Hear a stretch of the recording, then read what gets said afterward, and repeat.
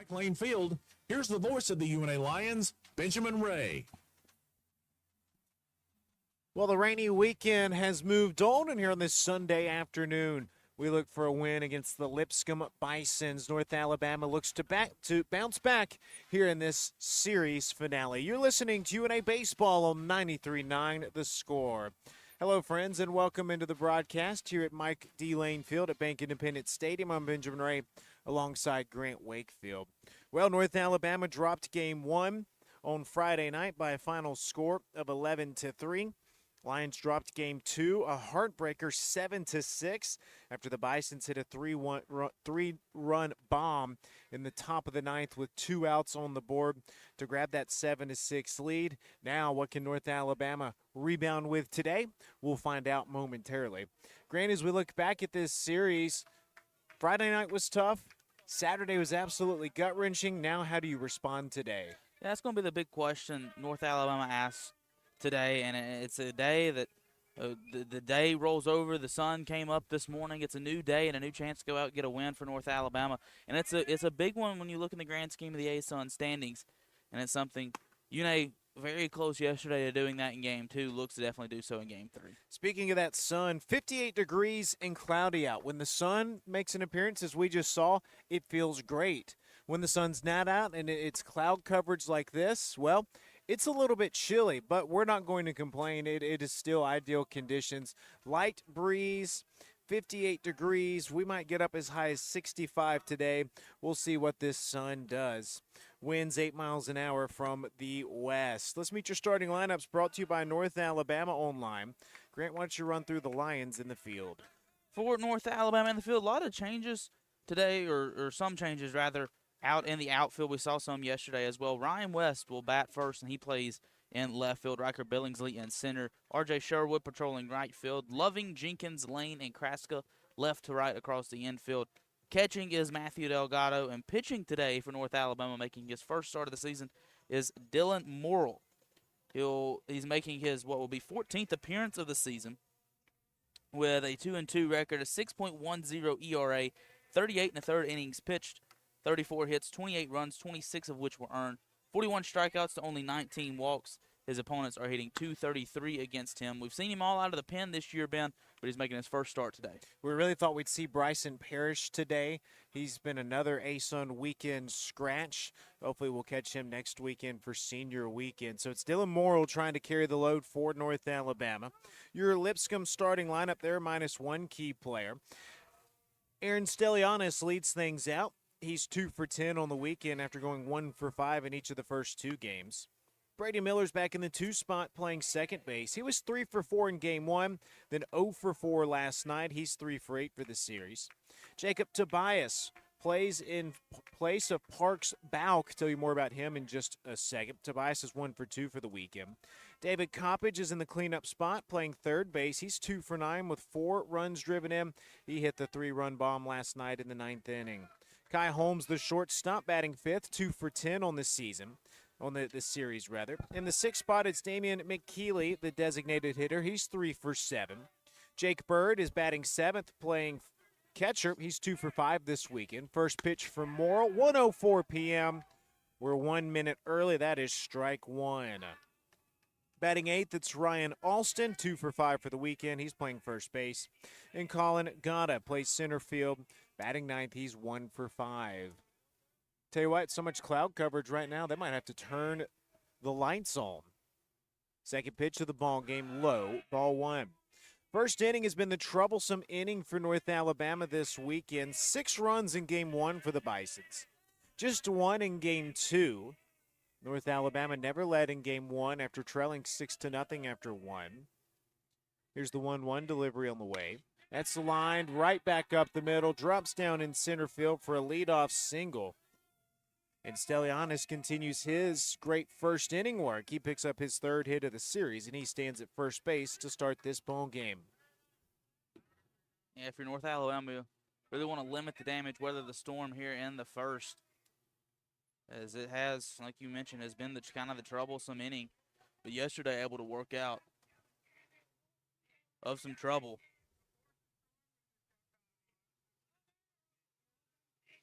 So now Brady Miller steps in. 3 for 8 this weekend. First pitch from Morrill. That's in there for a called strike.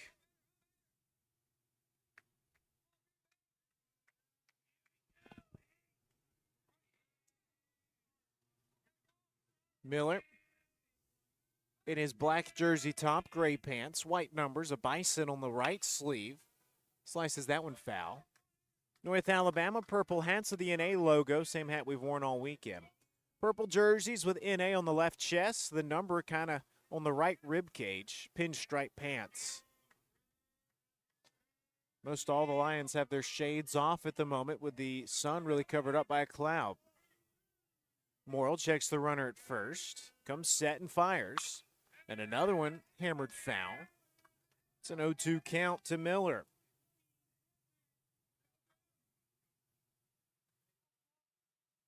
Morrill has been one of the big bullpen arms from North Alabama so far this season with those 38 innings pitched. So he's accustomed to pitching in moments like this. The 0-2 a bit upstairs to put a ball up on the board. And you wonder how far will he go? A lot of that will be dictated with his performance. I'm sure they'd love to get 3-4 innings out of him. Not a lot of bullpen arms used. He comes set for the 1-2. Here it is. And he freezes him up. Brady Miller goes down staring at one for out number 1, and Dylan Morrill gets a strikeout for his first out. Big pitch from Dylan Morrill there. Just fastball top half of the zone. Brady Miller did not think it was a strike. Nonetheless, it is a big first out for North Alabama. And like you were saying, Ben, not a lot of bullpen arms used this weekend. So I know Coach Bracknett going to want Dylan Morrill to go as long as he possibly can. But you do have a lot of help on the backside if necessary. Here's Jacob Tobias playing in front of Parks Bauk. Why is that significant? First pitch upstairs, ball 1. Well, Mr. Parks has an 18-game hit streak coming into this one. He's been a menace for the series.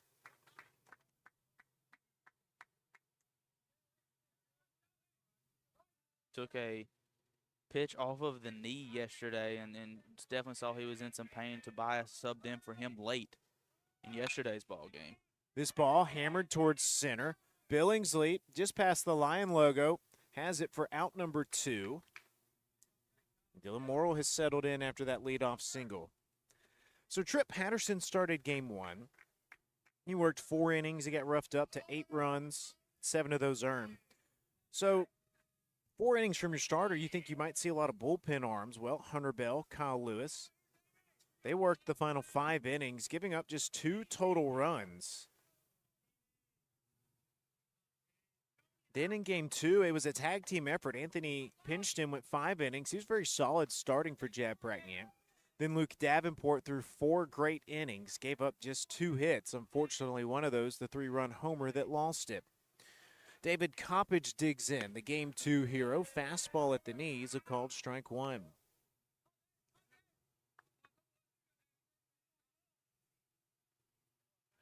Four homers on the weekend for Lipscomb. They enter second in the league in total home runs, trailing the big bats of Alston P. As Morrill has now fired first pitch strikes to 3 of the 4 batters he's faced. Another big swing there, and he's ahead 0-2. So the bullpen is in good shape here on this Sunday, with only 3 arms being used in 2 games.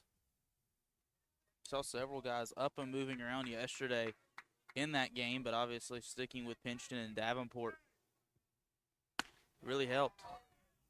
Tried to stop his swing, could not help himself. David Coppage goes down.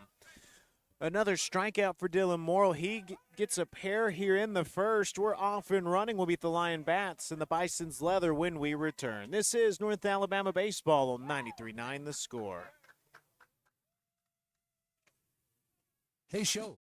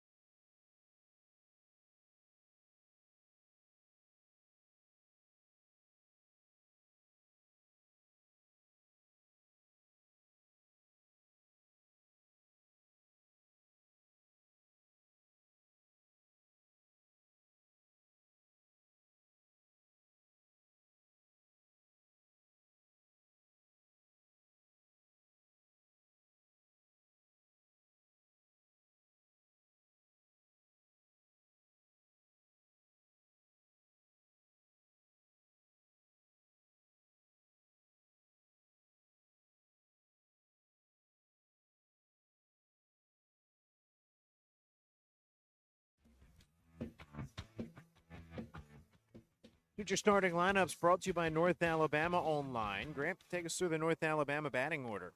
Yeah, just a couple of changes as well. We've kind of seen Coach Bragniak make some changes all throughout the weekend to the lineup. Ryan West plays left field. He leads things off. R.J. Sherwood bats second and plays right field. P.D. Kraska, the first baseman, bats third. Matthew Delgado bats cleanup and catches. Designated hitter Wes Walker bats fifth. Captain Jonathan Lane bats sixth. He plays second base. Riker Billingsley back out in the outfield as well. He patrols center field and bats seventh. Bryant Loving on the hot corner bats eighth. And Leighton Jenkins, the shortstop, bats ninth. Your defensive alignment for the Lipscomb Bisons: Jake Berg behind the plate, Ryan Alston at first, Brady Miller at second, Kai Holm at short, David Coppage over at third. Left to right in the outfield, it goes Jacob Tobias in the 7-hole, Colin Guda manning center field, and in right field, Aaron Stelianis. And Grant tells about today's starting pitcher, Davis Rokus. Davis Rokus making his fourth start of the season, a 2-0 record, 7.04 ERA, 23 innings pitched, 21 hits, 22 of which were earned, or 22 runs rather, 18 of which were earned, 26 strikeouts to 16 walks. Ryan West leads off for North Alabama. We're scoreless. First pitch in the home first. Hits Ryan West on the hip. Did not have to work too hard to get aboard. He earned it. He did. He did. Saw that a couple times with the Lipscomb relievers yesterday. Kind of getting some trouble. A lot of balls out of the zone late in the game. Couple of hit by pitches as well to line hitters. Entering this game, Ben, it was a good pitching matchup. TBA versus TBA, and we finally get to see who the starters are. R.J. Sherwood hit a bomb over the Purple Monster. Gave North Alabama the lead. He takes a first pitch strike. He's got 3 over the Monster. 4 on the season now. His bat really heating up. Second pitch, he takes at the knees. Good take from RJ there. We saw it a lot yesterday. A lot of the Lipscomb pitchers throwing him a lot of breaking balls. That one able to lay off. 2-0 delivery. That's a called strike. Make it 2 ball, or correction, 1 ball, 2 strikes. Sherwood had a patient eye yesterday before he hit that home run. It was on a 1-2 pitch. So they've really worked him away. Purple glove from Rokus is 1-2. Again, inside. Now it's an even 2-2 count. Tell you what, it is cool with the cloud coverage. It just started to warm up with the sun. It is going right back to cool again. We tried the 2-2, lost that one upstairs. Berg had to pop up. After hitting a batter, we've got our first full count try right here. 3 balls, 2 strikes. R.J. Sherwood, the batter. Stands in the right-handed batter's box. Rokus comes set, purple glove in his right hand, the left-handed delivery. Gets R.J. Sherwood. Strikeout for the first out. And don't you know, it's P.D. Kraska's turn. P.D.'s 2 for 7 this weekend. He had an RBI in game 2. 1 hit in each of the first 2 games. P.D. on the season hitting .324, the best mark on this Lion lineup. 48 hits, slugging .446. He taps the first pitch foul from the left-handed batter's box. Couple of loud contacts over the weekend for Petey. Had a couple of big ones on Friday night, and some of them went foul. Kraska tips another one back towards Berg, who misses it. And it's an 0-2 count. Like most of the players, I took my sunglasses off. Very overcast right now. We're really hoping to have some more sun. We're going to talk about that a lot, try to talk it into existence. Kraska in an 0-2 hole right here. Chops this one high above the leaping glove of the first baseman, rolls into right field. Ryan West sprinting towards third, and P.D. Kraska a nice piece of 2-strike hitting to put runners on the corners with 1 out. North Alabama's in business here in the first inning. Those loud fouls that I was talking about with Petey, A lot of them right down the first base line, just hit foul. That one able to chop it in a great position right down the line, and with the speed of Ryan West. That ball didn't necessarily get all the way to the corner, but he was able to go all the way first to third. He was flying out of the gate. All right, so now you got Matthew Delgado up with a run-producing opportunity, hitting .265 on the season. Delgado has been the hot bat in April, hitting .316 coming into this series for the month of April. Takes a ball inside. He's accounted for nearly 40% of North Alabama's runs scored in the previous 12 games coming into this weekend. And then you look, he scored twice and driven in another run. So here this weekend, as he takes the called strike, he's accounted for 3 of North Alabama's 9 runs. That's kind of keeping pace with that 30 to 40% of UNA's offensive production. 1-1. He again shows a patient eye. He's got a 2-1 advantage. Delgado's 0 for 2 with runners in scoring position on the weekend, but with runners on third and less than 2 outs, he's batting 1,000. Here's a fly ball to right. This ball is slicing. It's caught by Stellianis. Ryan West is able to tag from third, sprints across home plate, and Matthew Delgado sac fly RBI to right field. Gives North Alabama the early lead here in the first inning. Lions 1, Bisons nothing. Productive out for Matthew Delgado, and that's what you want is, like you were saying, accounted for nearly 30% of UNA's offense, but that one squared it up, but is able to do a job.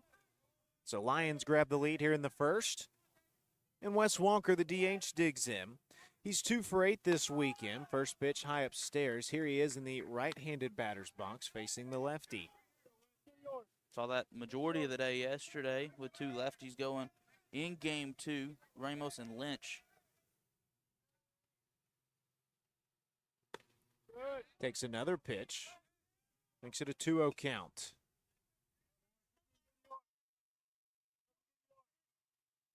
He's now 11 for 22 inside of Bank Independent Stadium. Got to be the highest batting average for Lions in the new park. Takes one low. Patient eye, he's got a 3-0 count. We're looking at the breakdown yesterday. Pretty even, about 220 from the left and right side of the plate. Most of those coming from the left side. He's turned around to the right side. 3-0 pitch right here. He takes. And now he's got the 3-1 hitter's count.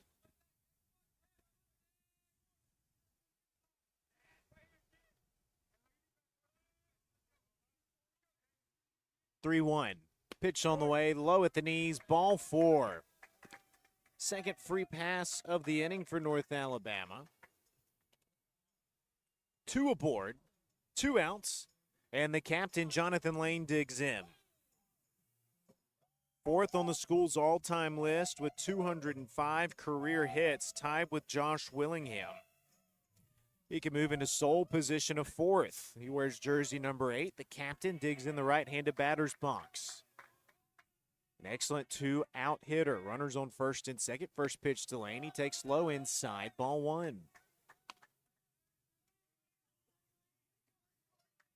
A .320 hitter with 2 outs up on the board. North Alabama's had some 2-out production, but not a lot of runs to show for it. Chance to do it here. Kraska at second has his lead. Second pitch to the at-bat, again low and inside. Lane hikes the back leg back to avoid being hit. He grabs the 2-0 advantage here as all of a sudden. Davis Rokus has trouble finding the zone. Just issued the walk in 5 pitches. 2 more out of the zone. I'm Jonathan Lane here. I want this ball right on the tee, right down the middle if I'm going to swing. Here's the 2-0. Little bit high. He takes it. That's a calm strike, and you're probably okay with that take. Yeah, absolutely. Not quite where you wanted it. Right.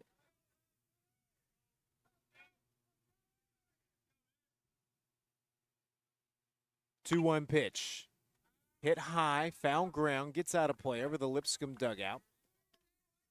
Lands in the trees right behind it. So now 2 balls, 2 strikes, 2 outs, 2 aboard. North Alabama leads at 1-0 here in the first.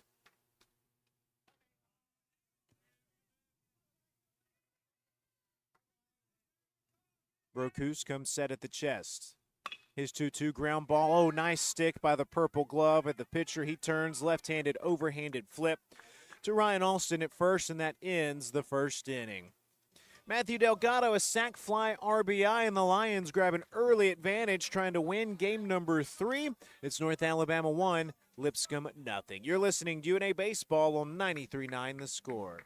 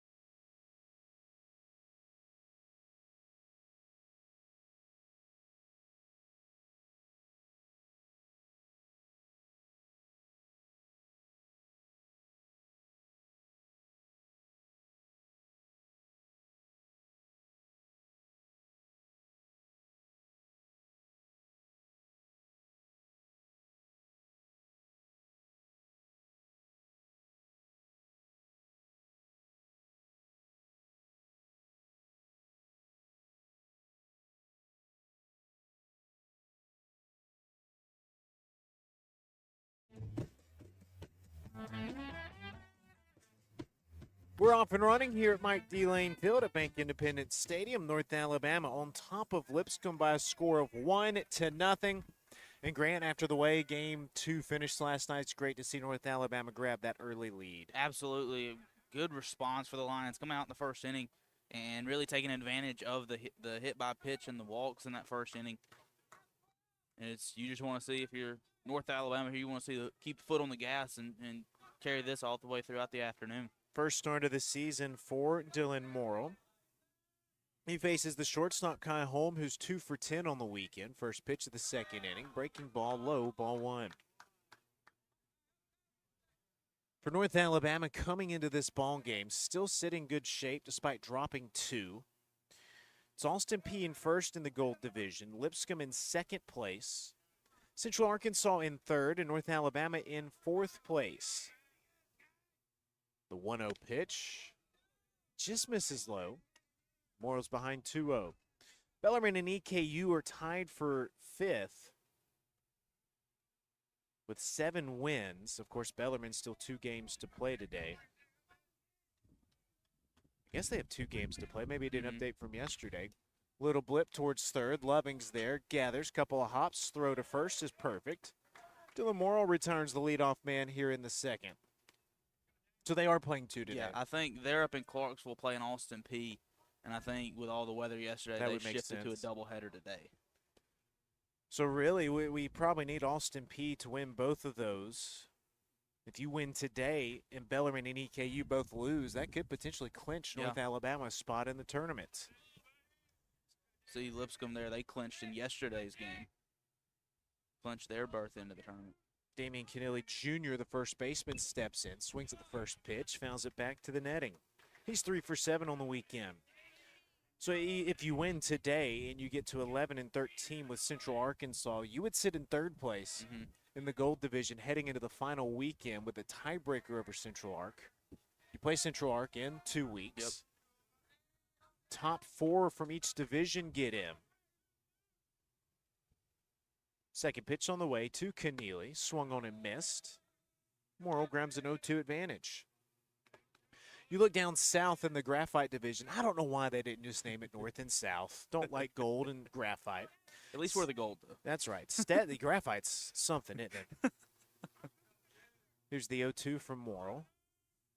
Long look home. Pitch inside, ball 1. So you've got Stetson in first place with a 20-3 record. Jacksonville in second place with a 16-7 record. North Florida and FGCU tied for fourth with 10-13 records. And that's almost identical. It is identical to the top 4 in the Gold Division.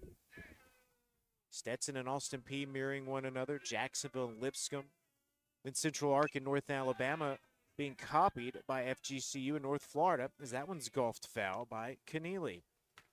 West Georgia still in the hunt of it down there in 5th place. And then in 6th place, Queens.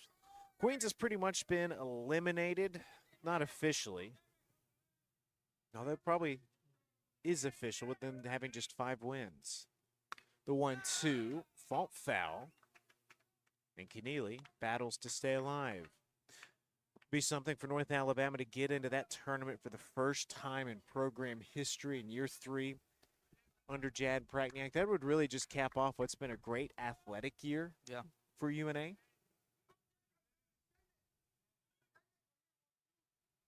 The 1-2 delivery. Low. It's an even count. It's been the year of championships cross country. Brian Bett won the first ever individual conference championship, winning the men's Atlantic Sun Championship, ASUN Runner of the Year. Men's basketball won the regular season title. Tennis won the regular season and tournament titles, made the school's first ever NCAA appearance. On the ground towards second, Lane waits on it. From the brown turf, fires over to first for out number 2. Jake Berg, the catcher, digs in. He's 2 for 5. So you've had the championship runs, and then you can look at success from other sports. Volleyball knocked off Alabama, had a great run under Tristan Johnson in his 3rd year. Women's basketball showed a lot of promise in the first year under head coach Candy Whitaker. You had the women's tennis team qualify for the WNIT. Softball starts the ASUN tournament. They've made that every year. Jake Berg, 2 outs. First pitch swinging, pops it up, foul. Hits the netting just above Grant. So in year 7, it's been probably the best year overall for North Alabama sports. Shows everybody's moving in the right direction. And, Bank Independent Stadium has opened. Hey, we opened up the turf complex over on Cox Creek. A 1 delivery to Jake Berg. That's slow. Renovations continuing to CB&S Bank Arena, where you had the Hall of Fame wall updated. That looks great. Mike Ezekiel did a great job with that, along with Jeff Hodges, Brian Adams. Tennis has added a scoreboard.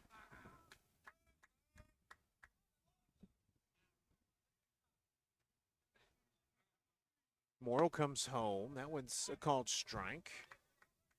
We've got a 1-2 count. Talk about the championships, Ben. It's kind of been what we've been talking about all year throughout the department, is who's going to be the first. And once the first gets here, you know it can be done. And you saw that with cross country leading to men's basketball, then later on tennis. You know, Coach Prackniak wanting to add his name to that list as well. 1-2 back inside. It's evened up 2-2.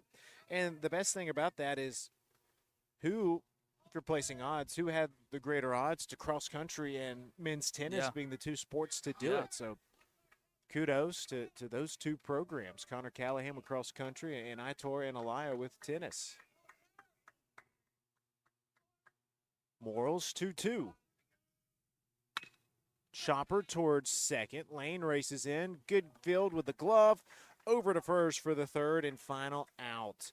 Dylan Morrill works a 1-2-3 second. We move to the home half of the inning. It's North Alabama leading game number 3 of this Atlantic Sun series by a score of 1-0. This is UNA Baseball on 93.9 The Score.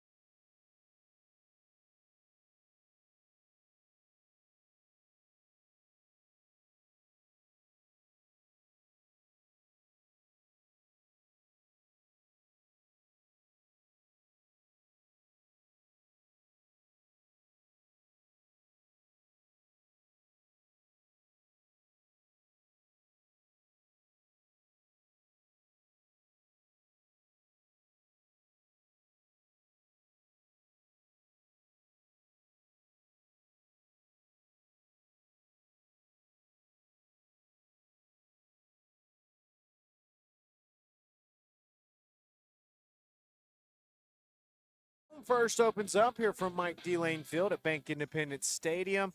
They've turned the lights on at 1:31 p.m. as we've got dark clouds up above us.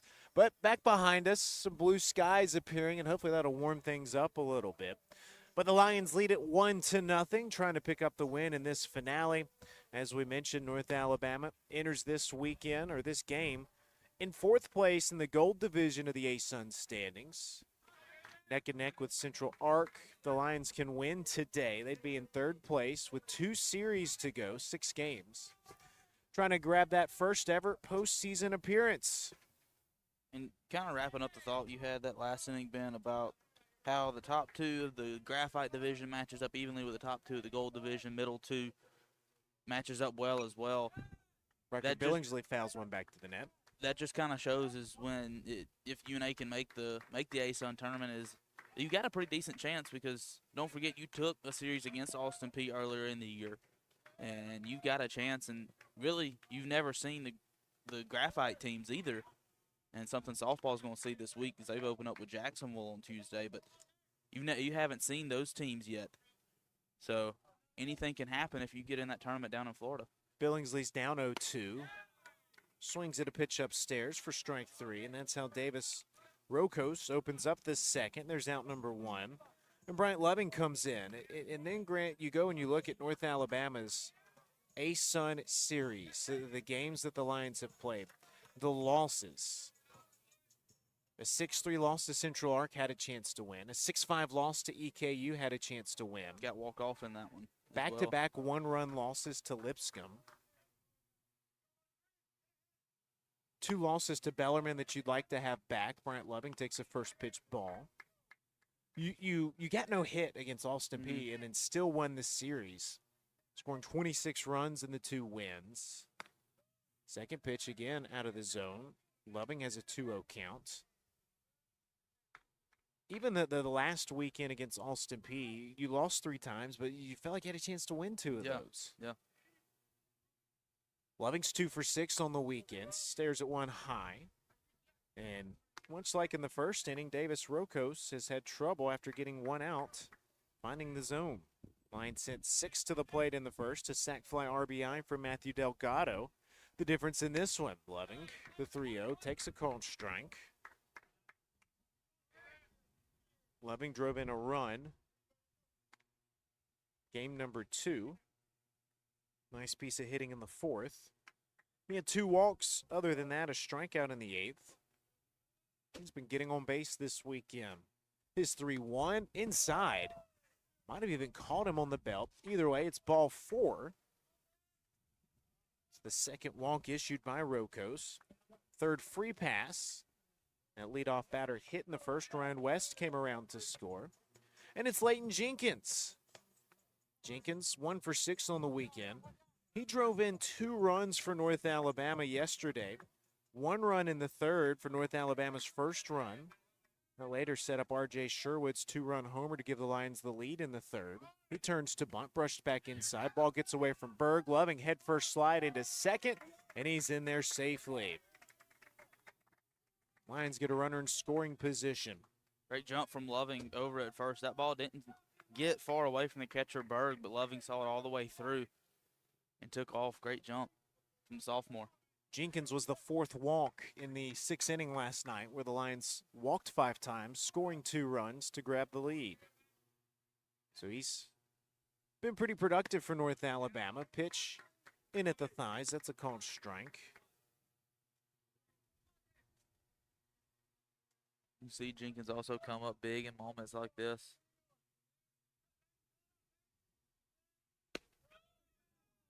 He takes, and that's a called strike. 1 ball, 2 strikes. Jenkins' bat has really been hot of late. Since Game 3 against Austin Peay, the last 9 entering this weekend, he registered 12 hits. Fouls that one back to the netting. Hitting .444 coming into the weekend during this run. Brought his average from $160 to .211.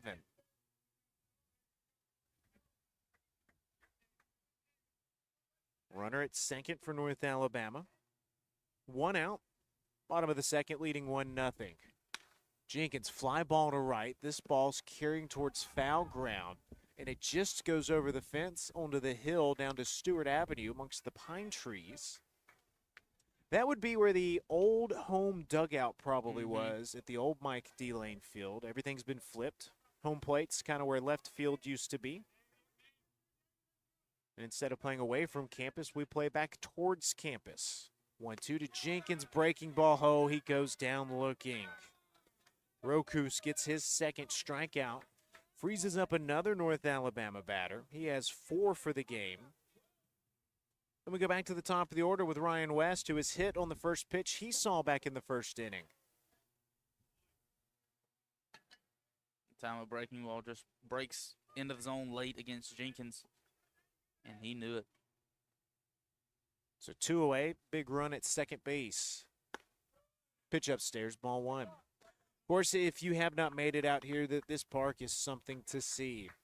You've got the left field Purple Monster. We kept trying to name it. I think at the end of the day, we're all just settling on the Purple Monster. 310 to left. You've got to hit it 330 to clear the 30-foot wall, 15 to 30 feet. That one's popped high, right field side.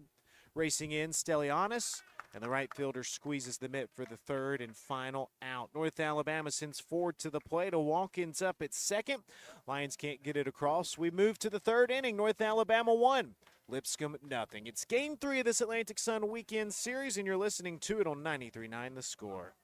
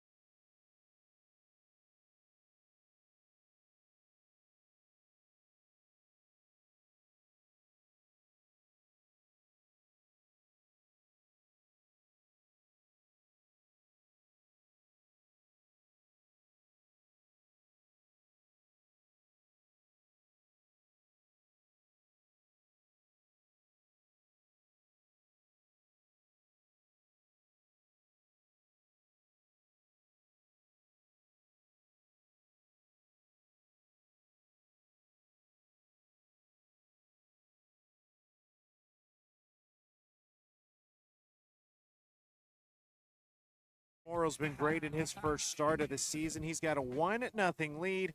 It's North Alabama and Lipscomb here in game number 3 of this weekend series. Lions dropped the first 2. Trying to get a bounce-back win today. Morrow in the first inning gave up a single and recorded the next 3 outs. In the second inning, he retired all 3 batters he faced. So he's retired 6 straight after that single. And the steady bullpen arm in his first start of the year in place of the staff ace, Bryson Parrish. Doing good work early on. Probably did not know he'd be starting. Probably told there's a chance you could start. First batter he faces is the 9-hole hitter, Colin Gata. And that's a first pitch strike. Or correction, we're back to the 8th hitter, Ryan Alston. Here comes the sun again. You can feel it warming up as it does come out. The lefty with the open stance takes another strike. And Morrow, who's been grooving, would like to get out of this. Change here for Lipscomb as well. We saw Damian Keneally Jr. playing first base yesterday. Ryan Austin now stepping in at first base here today. Pitch outside for a ball. It's a 1-2 count. The Bisons have been a little banged up. It was Keneally. He was kind of cleated sliding in at home on Friday. Nothing dirty, just an unfortunate series of events. Then, of course, Balk was a little banged up yesterday after getting hit right on the knee. The 1-2, big cut. Gets it by him for out number 1. A strikeout to open up the third, and Dylan Morrill's cooking his third K. Uh-oh, Grant, the wind's blowing PTSD with the tent. And now it's Colin Gata. He's 1 for 5, the shortstop. He drove in 4 runs from the 9-hole in game 1. Tell you what, out in front of us in straightaway center, you got dark-looking clouds. Kind of a bluish-gray color to them. First pitch from Morrill.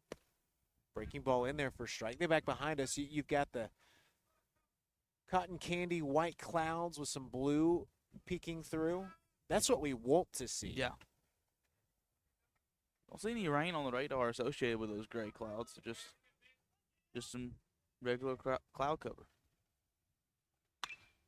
Fly ball towards right. R.J. Sherwood races in after initially stepping back, navigates to his left, and he's got the shallow pop for out number 2. He does not have his shades on. Kraska and Lane at first and third are donning their shades. Over in the left, Ryan West has his on. Leighton Jenkins just put his on. And Riker Billingsley in center. And that's because, if you notice, they're all looking back into the sun that is starting to make an appearance. Aaron Stelianis, the leadoff man, comes around for the second time here in the 3rd inning. He's singled. Takes a big hack at the first pitch, tips it back into Delgado's mitt for strike 1. Of course, everything has been rotated, so the old Mike, it would have just been right field, maybe first base, battling the sun. We saw it yesterday evening as the sun was setting. Pitchers were having trouble on the return throws from catchers. The 0-1, that's lined into right field, hooking towards the line. It rolls almost to the wall, cut off by Sherwood. Around first goes Stelianis, and he gallops into second base with a 2-out double here in the 3rd for his second hit of the afternoon. Stelianis halfway to the cycle takes that one the other way. Great job by R.J. Sherwood to corral it quickly and get it in. So Brady Miller follows, and the Bisons put the tying run at second base. North Alabama leads it 1-0 here in the 3rd. Lions scored once in the first. Bisons have been held off the board in the first and second. So they scored in the first inning in each of the first 2 games. This is the second time they've trailed this weekend. Miller 3 for 9 now in the weekend. A strikeout victim back in the first. Morrill checks the runner at second. Comes home. There's a called strike.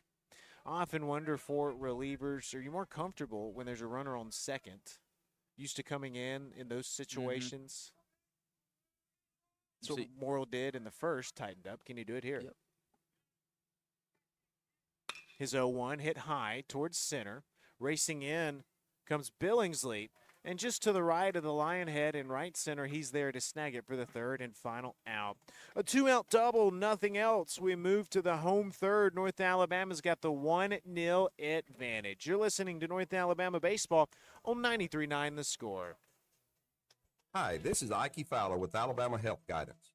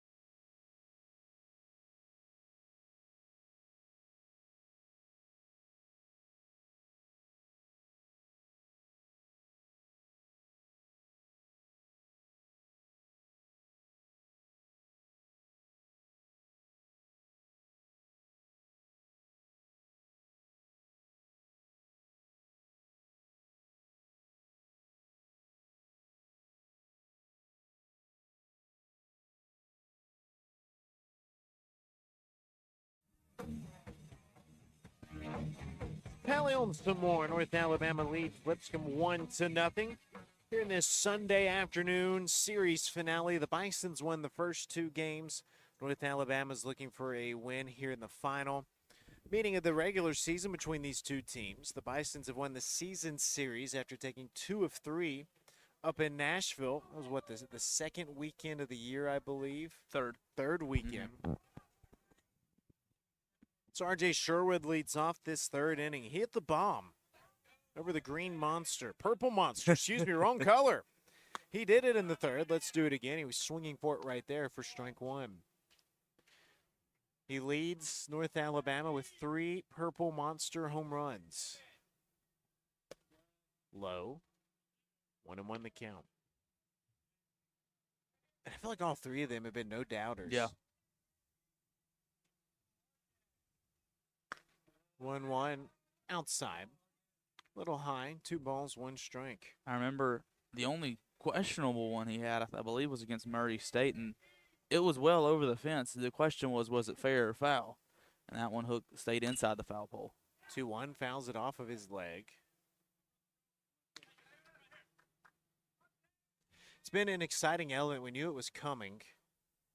We didn't know how much power we'd see to the left, and I'd say it's been a pretty good bit. Yeah. We've seen maybe 2 home runs to right field. 1-2, he goes down looking. His second strikeout, both looking. 4th overall for Davis Rokus. And that's Petey Kraska's music, voted the best walk-up music on the song, on the team. Little Hall & Oates to groove yourself to get ready to hit. He had a great at-bat back in the first, fell behind 2 strikes, singled. Watches the first pitch away in the right-handed batter's box for ball 1.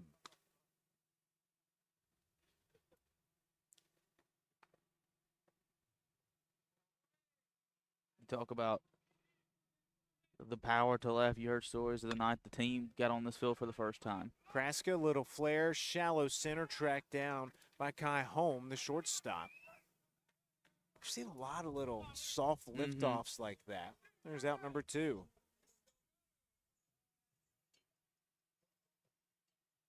You can't really see the flag that's hanging up in left, but don't know if the winds had played an issue this weekend. Wind blowing a little bit more, and definitely was here for the Bellarmine series a couple weeks ago, but don't know if it's playing any factor or not. Matthew Delgado sends the first pitch foul. The nettings, the trees rather, save that from going down to Stewart Avenue. You see some leaves fly off afterwards. He had a sac fly RBI his first time up. Makes that one chin high for a 1-1 count. It looks like it's kind of blowing towards right, but also it feels like it's blowing behind us, so it might be blowing out at the moment as that pitch is low to make it 2-1.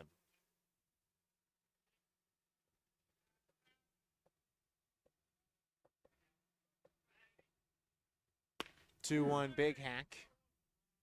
Delgado wanted that one. Evens the count up 2-2.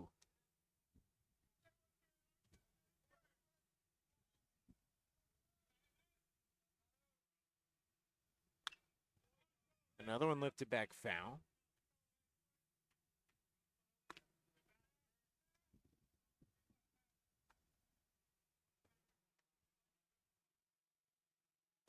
Two outs here in the home third. Lions lead at 1-0.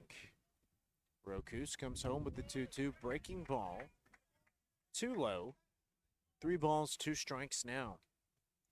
R.J. Sherwood had a full count back in the first. And now Matthew Delgado tries to do it with 2 outs. Here's the payoff. Ball 4. Just a tid high. Delgado reaches, and now Wes Walker bats. And he flips around to the right side. Good AV from Delgado there. Had a couple of big swings, but very patient eye and was able to work the full count walk. Walker also walked back in the first. Swings at the first pitch, little ground ball to second. Easy jog for Miller to the bag at second for the third and final out. A 2-out walk, nothing else. We're the third of the way through this one. We move to the fourth. North Alabama 1, Lipscomb nothing. This is UNA Baseball on 93.9 The Score.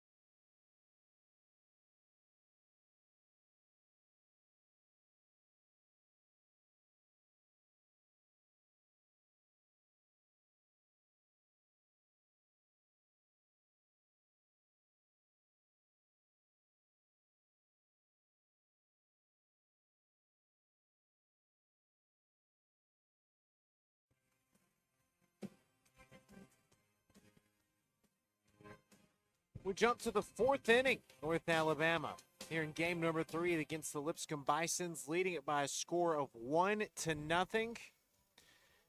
Here to take over for you on play-by-play duties, I toss it over to Grant Wakefield with a 1-0 lead. Thank you, Ben, and I'll try my best to return it to you with the lead as we play here in the middle innings.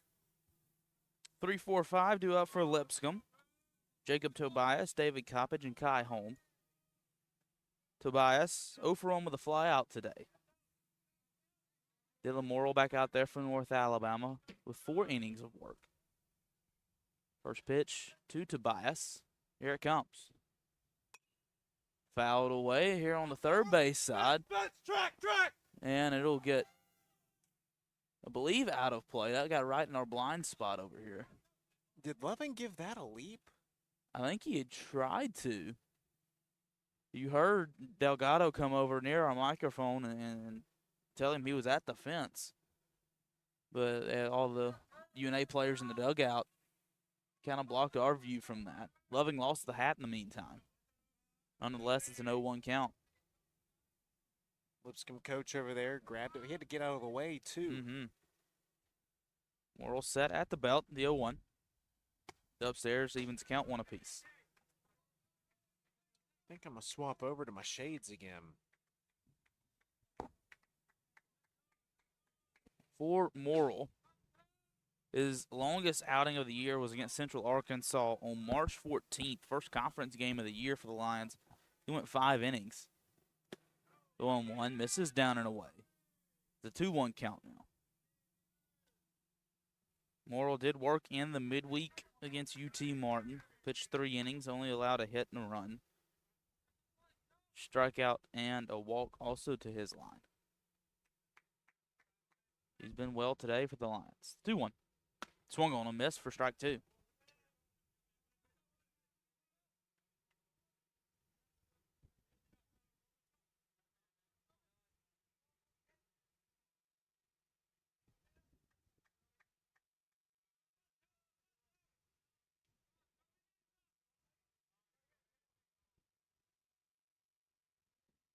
The 2-2 to Tobias, a lefty on righty matchup. The pitch outside, runs count full 3-2 now.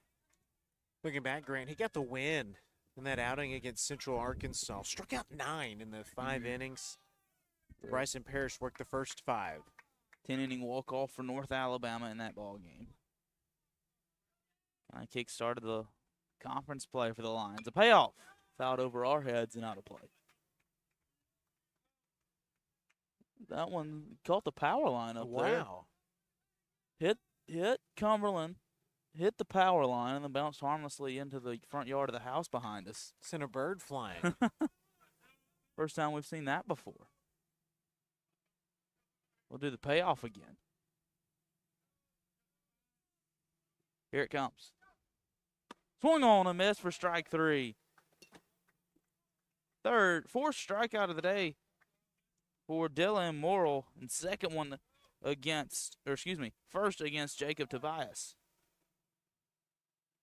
More strong pitching from Dylan Morrill.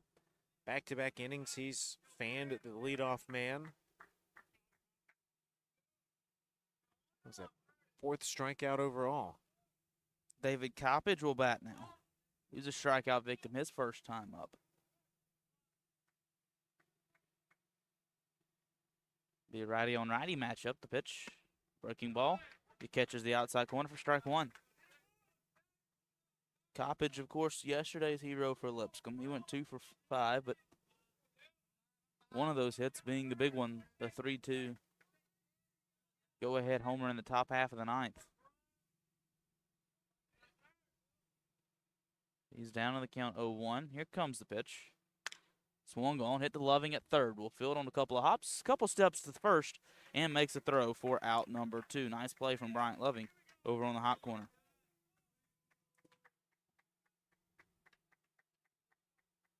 2 up, 2 down here in the 4th. Kai Holm bats now. There's a Bison shortstop. Grounded out also to Loving back in the 2nd inning.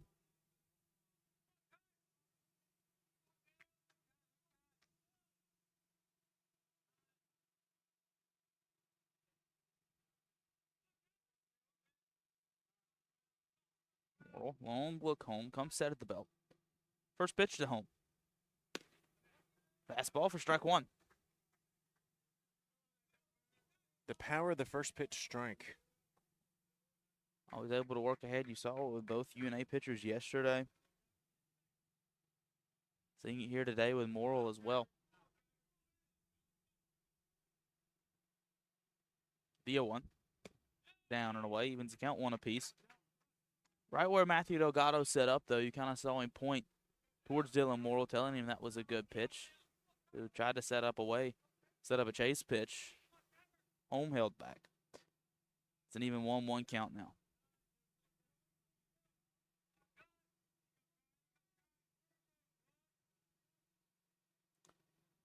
Here it comes. Down to the dirt. 2-1 now. To Kai Home.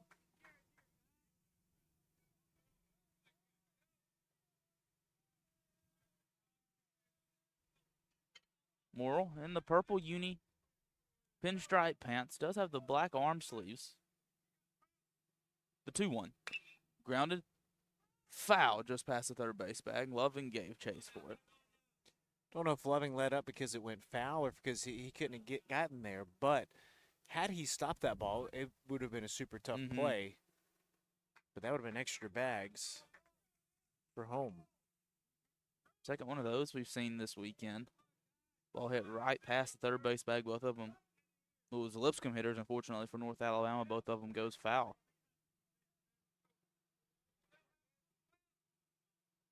2-2 now. Dylan Morrill set at the belt, the pitch. Fouled away, we'll do it again.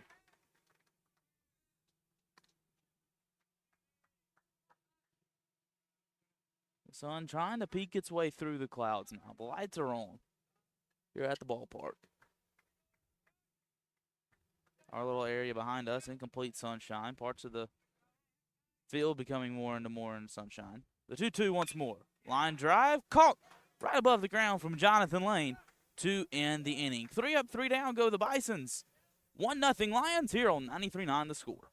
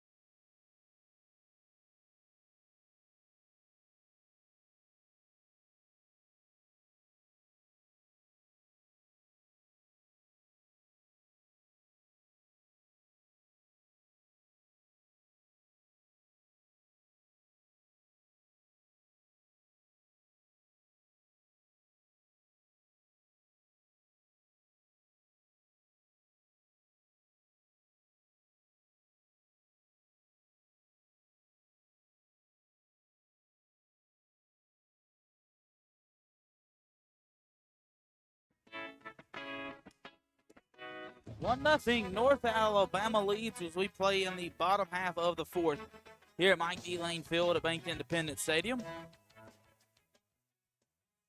Turned into a gorgeous Sunday afternoon. Started out a little cloudy, a little chilly. Nonetheless, it has gotten to become a beautiful weekend, or beautiful Sunday, rather. Yesterday turned out to be a beautiful day. After all the rain, definitely a welcome sight here in the Shoals. It's a good thing, North Alabama, the turf has become a big part of, obviously, the new park, and it's been very helpful as you watched around the college softball, college baseball, Major League Baseball, even with the Atlanta Braves last night, rain wreaking havoc over the weekend. Jonathan Lane steps in, his first pitch in there for a strike. But North Alabama, playing on this turf surface, has gotten all 3 games in on their scheduled days, not necessarily a scheduled time.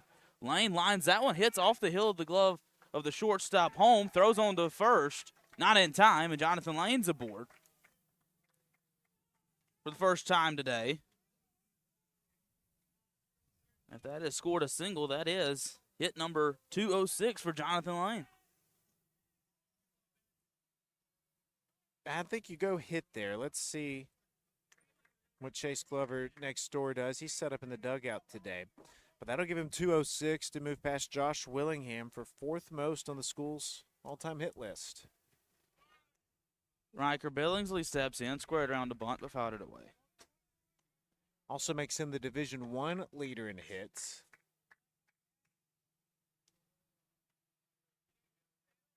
He does rule it a single, so that is hit 206 for Jonathan Lane. Congrats to the captain. Got his 200th here, then 206 here. Billingsley squares the bunt again, fouls this one all the way up to the third base coach's box. This time, Coach Nick Patton will reach over and field it. It's going to be tough. He's 9 hits away from Kyle Hubbock, who's got 215 for third. So a couple of 7 games left this regular season counting today, plus postseason, something he could do. The 0-2 down in the dirt. Catcher blocks it. That's Berg. Lane takes off. He's into second safely. Heads up play from the captain, just running hard. Soon as he committed to going, there was no letting up, and he hustles his way to second base. Now runner in scoring position. Nobody out here in the fourth. Billingsley down in the count 0-2 after squaring around the bunt. Now let's work it to a 1-2 count. See what he can do here. Lefty on lefty. The pitch outside. This one does even the count. It's 2 balls and 2 strikes. Second inning in a row, third inning in a row, the Lions have put a man at second after scoring in the first. 2-2. Downstairs, ball 3. And after going down 0-2, Riker Billingsley has worked it back full. Rokus has walked a batter in every inning so far.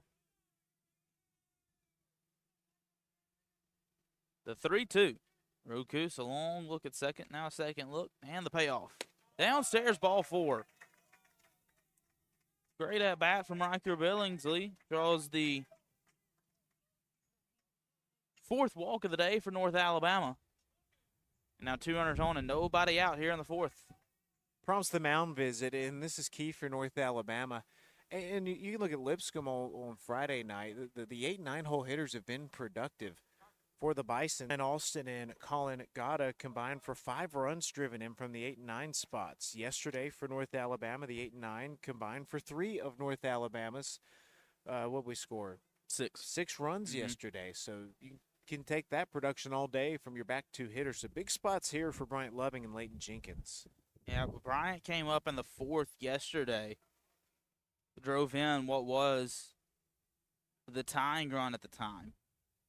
That made it a 4-4 ball game. Leighton Jenkins had the RBI double in the 3rd inning of yesterday's ball game as well. So Bryant Loving will step in. The Nashville, Tennessee, Lipscomb Academy product. Played right up the road from Lipscomb University, but by way of Hamilton High School in Hamilton, Alabama.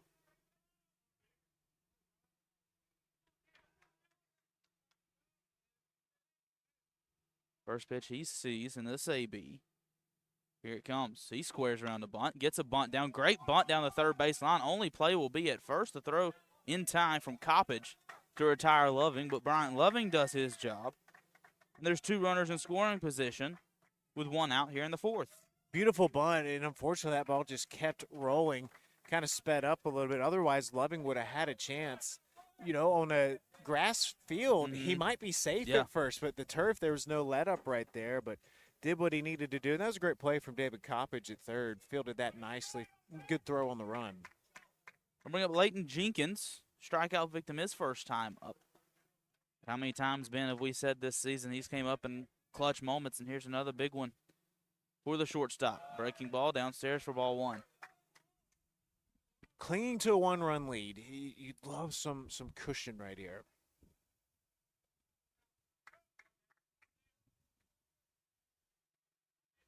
One over the count now. Here comes the pitch. Fastball at the knees for strike 1. Evens the count at 1 apiece.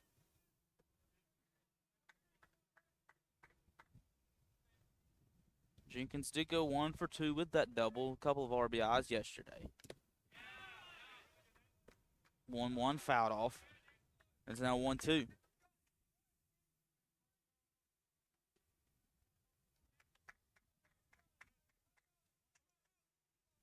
Ryan West on the top of the lineup awaits on deck.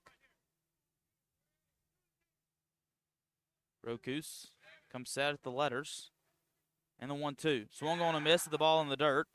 They have to complete the throw to first. Berg does. Down to Austin to retire Jenkins for the second time today via the strikeout. Top of the order due up now. Don't leave these 2 runs out there.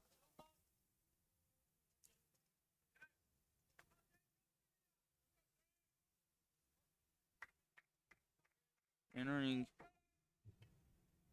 the weekend is Ryan West bats now. Breaking ball downstairs for ball 1.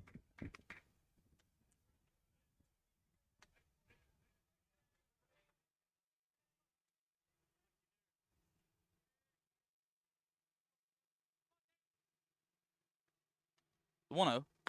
Outside ball 2. Jonathan Lane runs at third. Riker Billingsley runs at second. Lions would really like to see these runs cross to add some insurance. 2-0, inside ball 3. To Ryan West. West entering the weekend was a 200 hitter with runners on and a 176 hitter with runners in scoring position. The 3-0. He had the green light, but holds back on a swing nonetheless. It's a strike, and will take the count to 3-1.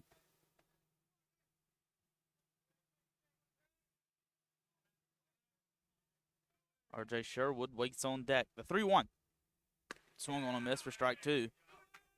And Rokus has worked it back full after going down 3-0.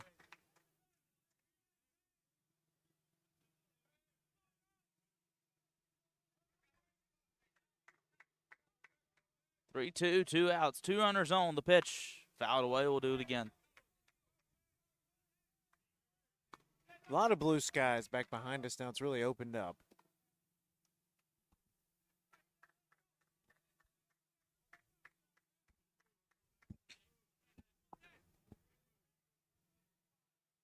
Here comes the payoff once more. Swung on a miss. Got him with a fastball up high to end the inning. Lions strand a pair at second and third. They still lead 1-0 as we go to the 5th here from Florence. You're listening to UNA Baseball on 93.9 The Score.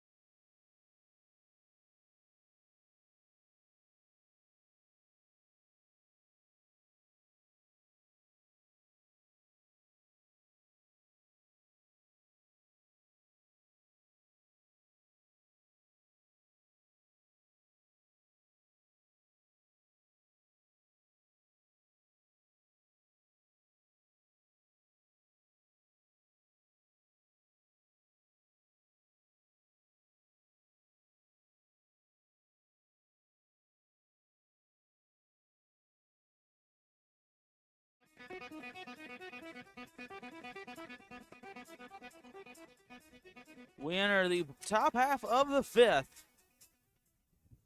here at Mikey Lane Field at Bank Independence Stadium. 1-0 North Alabama on top. The cough drop wrappers got away from us all here at the table. The wind starting to pick up a little bit more. I'm going to stand up and grab the tent. Little PTSD. They did announce over the PA during the inning of Jonathan Lane, the captain, moving to 5th all-time on the hits list. Got a big round of applause from the UNA dugout. And it shows how loved Lane is by this team and his teammates.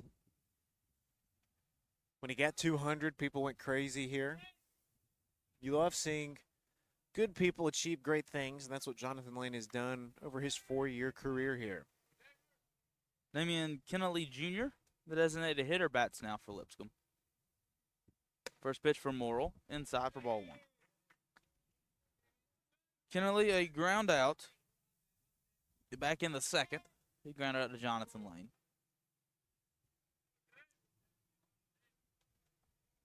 It'll be 6, 7, 8 due up for Lipscomb this inning. The 1-0. Swung on a miss for strike one. Good breaking ball there from Dylan Morrill. Step out into the sun, Grant. It feels pretty good out here.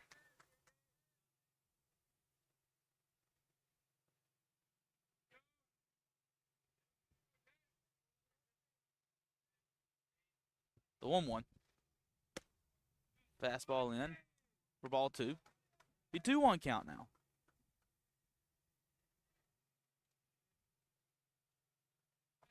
Purple jerseys, white pinstripe pants for North Alabama. The black jerseys and the gray pants for Lipscomb. Morrill's 2-1. Breaking ball catches the lower part of the zone, evens the count at 2 balls and 2 strikes. He retired 3 straight leadoff men. Like to keep that streak intact.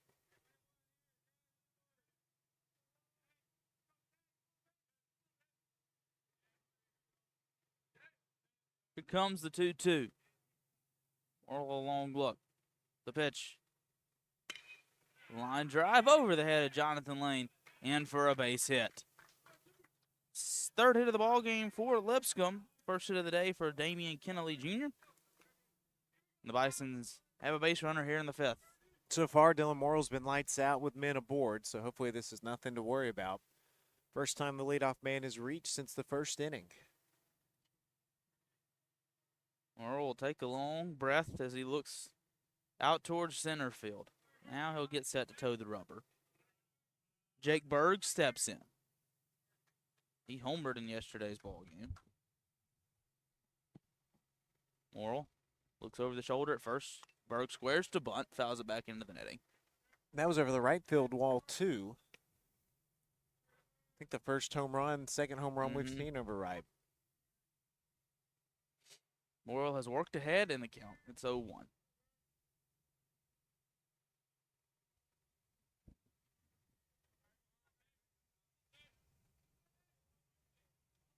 Short lead over at first. Now he'll get a big secondary.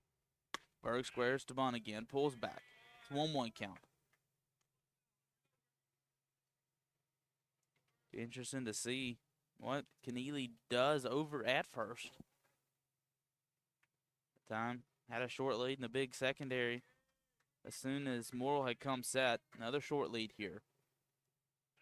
A pickoff attempt. He's back in standing.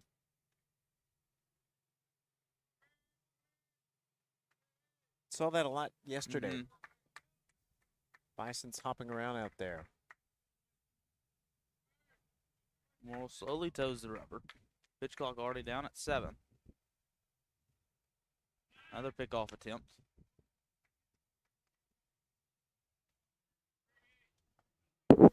Keneally back in there standing as well. Excuse me.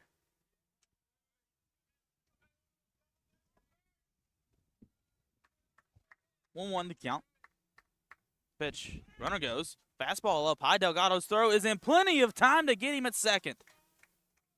What a throw from Matthew Delgado. His second caught stealing of the weekend. I was just about to say, that reminded me of yesterday when he caught the guy. I mean, Jonathan Lane had so much time to look down and find it. The only thing you might worry is if he slid around the tag. But what a job for Matthew Delgado there. So the leadoff single erased now. The wind starts to pick up again. The 2-1 to Berg. Popped high and out of play. Down the third baseline to foul into the construction zone. I don't know, maybe I'm better off in my seat. I sat down, we picked off the man. I don't want to lose another tent.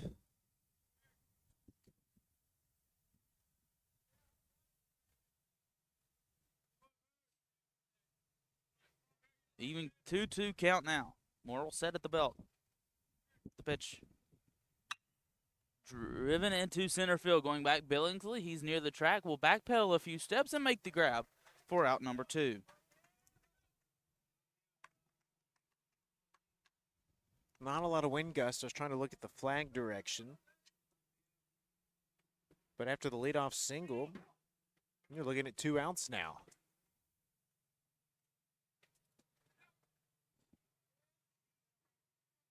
The wind at the moment says to be blowing out of the west. First pitch to Ryan Austin, the first baseman, is fouled back into the netting for strike 1.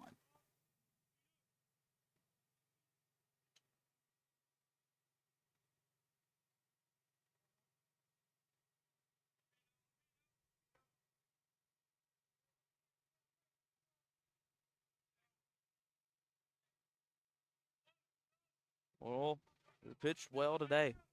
He's got 2 outs in the 5th. 0-1, misses high. Evens the count, 1 ball, 1 strike.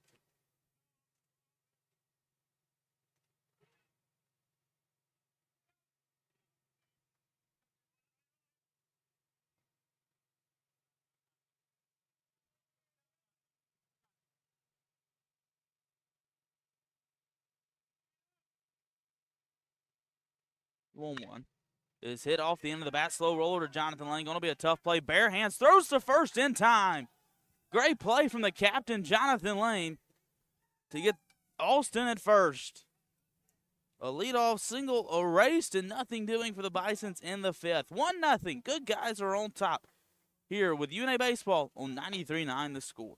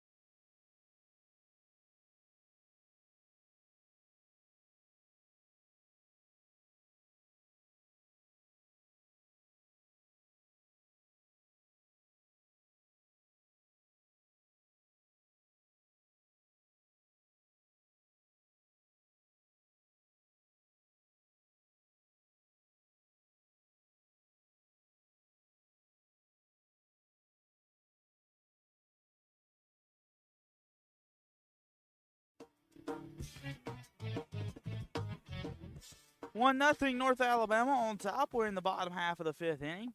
Mike Delane Field at Bank Independent Stadium. Grant Wakefield, Benjamin Ray, Ty Coulter all on site and on hand with you. Our producer back at the station is James Moody. We thank you, however you are consuming this broadcast today. 93.9 The Score, Twitter, Facebook, YouTube, Twitch, however you are consuming this broadcast, we can't thank you enough for it. R.J. Sherwood leads things off for North Alabama. New arm also out there for Lipscomb. See if we can get a number. The purple numbers on the front of the jerseys proved to be a little difficult to see. Adam Swidolaski, 1-0 on the year, 25 2/3 innings, a 5.61 ERA. He snuck in on us during the break. Sherwood grounds this one foul on the third baseline. See what the count is. I believe it's a 1-1 count. It is. You missed one call or forget 1 second. No scoreboard to look up to. That one's fouled away. Swidowski, he works quickly. He's already set, ready to go. The Sherwood toes the box. The 0-2 swung on a miss for strike 3. Sherwood goes down on strikes for the 3rd time today.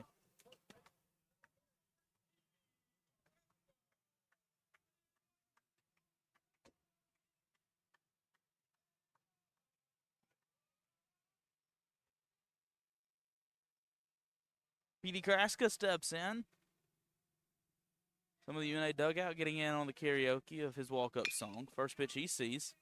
Fouled near our camera well on the first base side. Someone over there in the Lipscomb dugout made a very nice barehanded grab. The 0-1 to Kraska. Downstairs, evens count, 1 ball, 1 strike.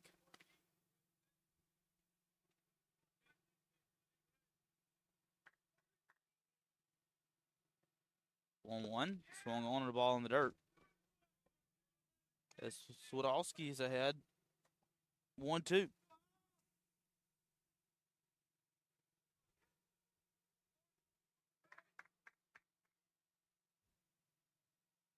One, 2 now. Downstairs, evens count, 2 balls and 2 strikes. Kraska's such a good 2-strike hitter. Had that single earlier with 2 strikes.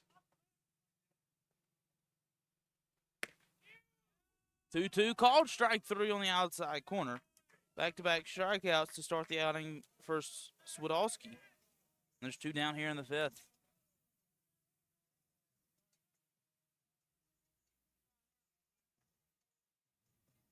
Swidolski, sophomore from Burlington, Wisconsin. Last worked in the midweek against Tennessee Tech on Tuesday. Matthew Delgado hits now. Inning and 2/3 of work, 2 hits, no runs, and a strikeout on Tuesday. Dead pitch against UNA back on March 30th. Worked an inning, allowed a hit, and struck out 2. So he's near that same line again. That pitch misses. Make it a 2-0 count now.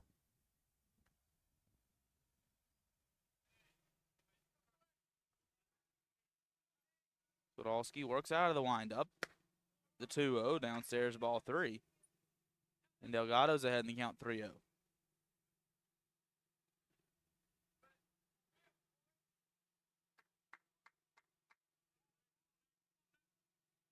Hitters count 3-0 the pitch inside, ball 4. And a 4-pitch 2-out walk to Matthew Delgado. And the Lions have a 2-out base runner. Lions have drawn a walk in every inning so far. The only run scored was off of a hit batter. And very patient at bats for the Lions at the plate. Wes Walker hits now. He'll swap the face guard over and hit from the left side now as a righty up. First time we've seen him from the left side today. First pitch to him outside for ball 1, 5 straight. Out of the zone for Swidolski. Most of his plate appearances have come from this left-handed side.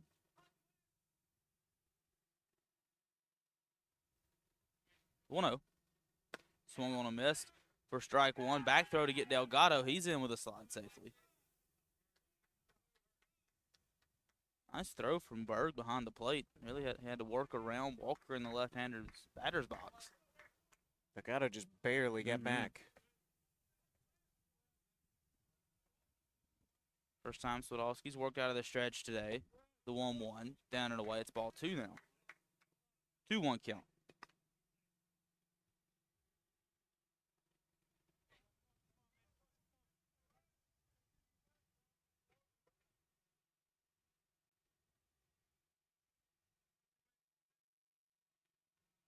Long look at first. Now the 2-1.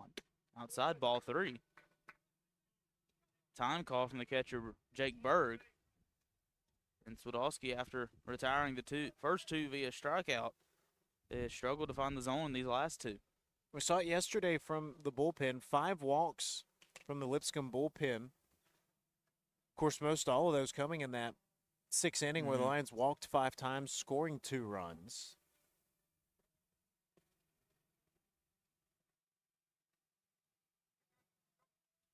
Star Wars theme plays today, May the 4th. You Star Wars fans out there.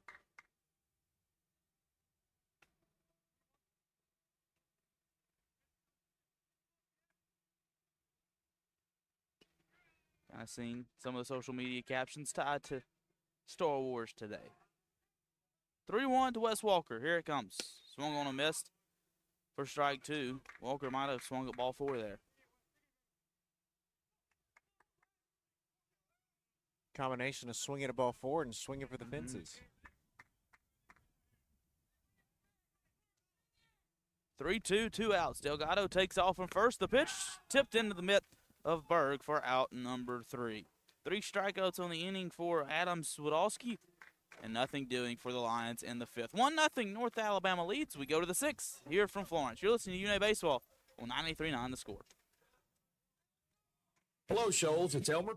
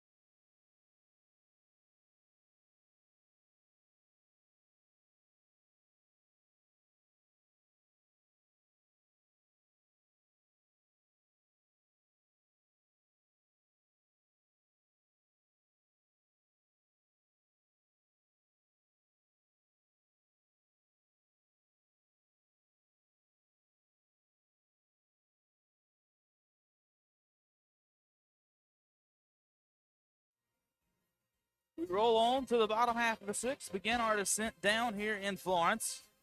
1-0 your score, North Alabama on top.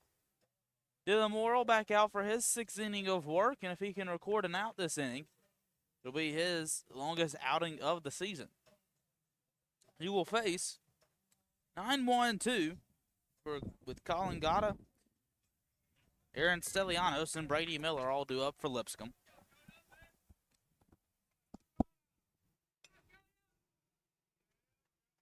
Morrill trying to make it his longest outing of the year right here. Standing over in the sun, Grant, it feels really good out here right now. Breeze still kind of picking up, kind of a cross breeze. Blows will be right to left in our broadcast booth, left to right for those of you watching the booth cam. First pitch, breaking ball at the knees. And Morrill's ahead 0-1. You know, we could have gone no tint today, but obviously we need the sun protection from the gear. But it is a beautiful Sunday. 0-1. In the dirt, evens the count, 1 ball, 1 strike. You know, yesterday we needed a second tint to catch the sun that was beaming in. That would be a welcome sign today. Had to catch the sun, peek through the little part of the tent, and would hit us from the right side. 1-1. Right down the middle for strike 2. It's a 1-2 count now.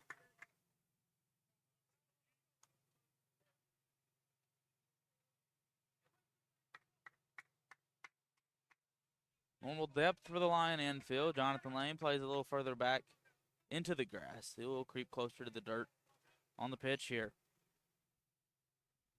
1-2.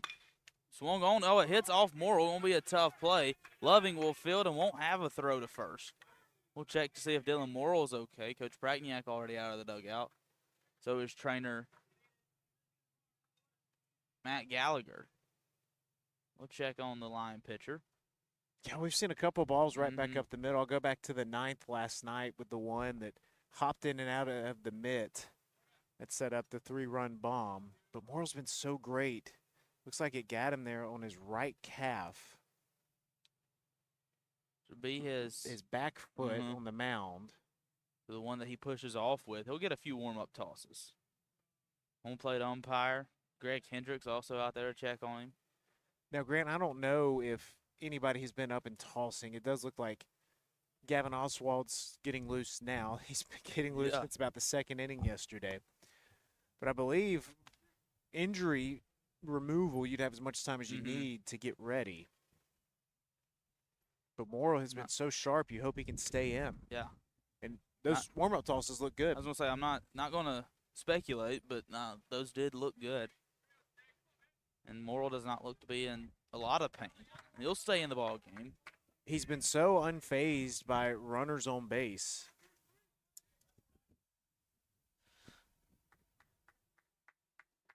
Hope that can continue here. We'll might have an offensive timeout, rather. Coach Jeff Forehand for Lipscomb will come down from the third base coach's box. Talk to his leadoff hitter, and Aaron Stelianos.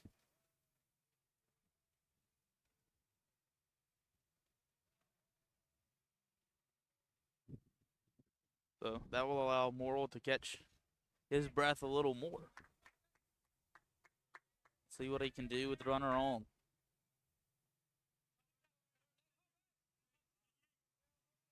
Morrill's work out of the stretch all day, with or without runners on. He'll do it with a runner on here in the sixth. First pitch to Stelianos. He bunts, hits it right back to Morrill, throws quickly to first. Works as a sacrifice, so one down here in the fifth.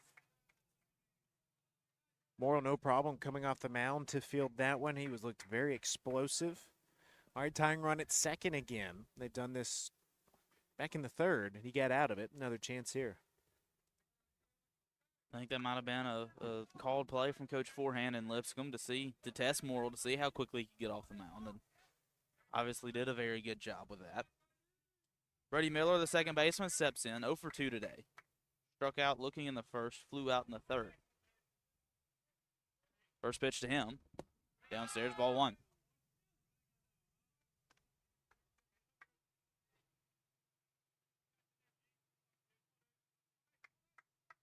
Morrill does, after every pitch, kind of take a long walk behind the mound, then we'll toe the rubber. He's ready to go now. Long look at second. 1-0. Swung on, hit foul over the Lipscomb dugout down to Stewart Avenue. Cleared the tower, the light tower, and the trees. Telling you, don't park on Stewart Avenue. If you do, you better park down around Lot O.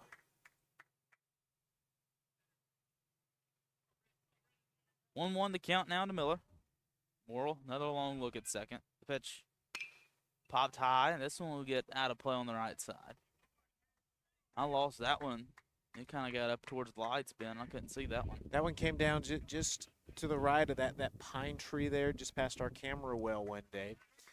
And I asked the other day, what are you guys doing for foul balls hit on the hill? And they said, well, we just hope the construction workers toss them back. Yeah, that's part of the construction zone. And then they said, well, none have been returned yet. 1-2. Way up and out of the zone. Evens the count, 2 balls, 2 strikes. Back in the day, you'd have guys on foul ball duty, right? And after foul balls hit on the hill, you'd hear those cleats walking on concrete. You knew they were going for an Easter egg hunt.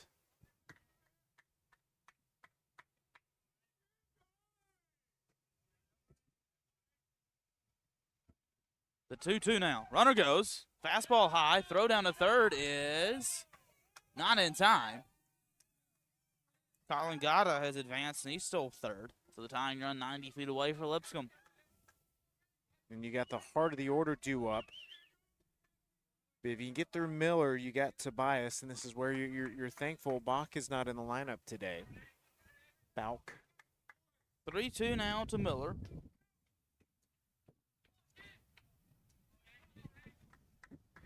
Here it comes. Upstairs, inside for ball 4.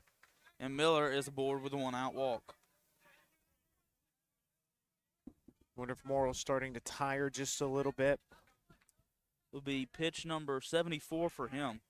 In that Central Arkansas game, he struck out 9. He tossed about 70 pitches, I believe, in that one. 72. There's actually correction. That was pitch 79 as it updated after the at-bat. And looks like Coach Bragniak will make the walk out of the dugout. Could this be the end of the line for Morrill? Enfield will join Bragniak and Morrill, as well as Delgado, the catcher, on the mound. Tell you what, Dylan Morrill's been a warrior today. Starting in place of what we all expected to be Bryson Parrish, scratched today. Hopefully he'll be back next weekend. Don't know the prognosis there. But last time against Lipscomb, Parrish had the one-hit shutout, right? He was great. So Dylan Morrill He's done a nice job of keeping them off the board. He's probably wanting to. He's probably saying, "I got a ground ball in me. Let's turn two Yeah. right here." Kragniak kind of chatting with everybody.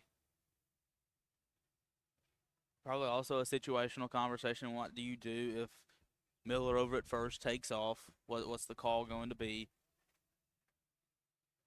as well? And looks like he'll leave Morrill in there. It's still a Morrill's ball game. I like it. He's been a warrior. He's been a workhorse. Let him go get this. 2 on, 1 out. Tying run 90 feet away at first. Jacob Tobias hits now. He's 0 for 2 as well. Fly out in the first, strikeout in the fourth.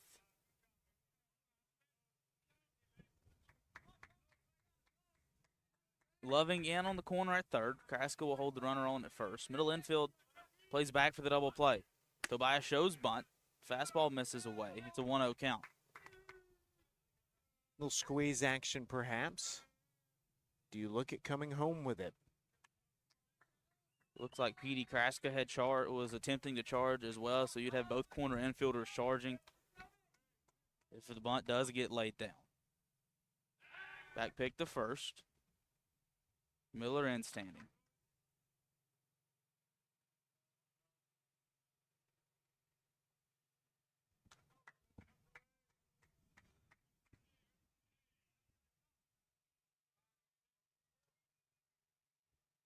The 1-0.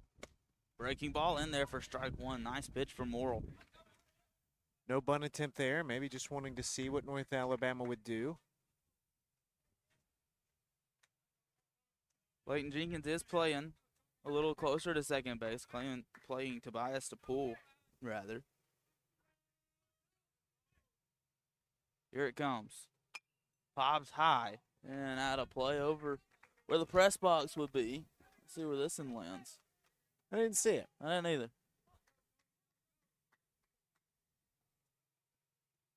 Definitely cleared it. Nonetheless, it's a 1-2 count. The big pitch here coming for Dylan Morrill.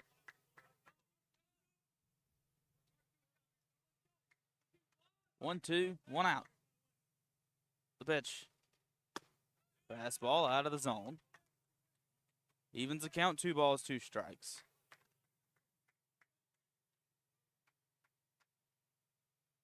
Sun really beaming down at the moment with some more clouds blowing up.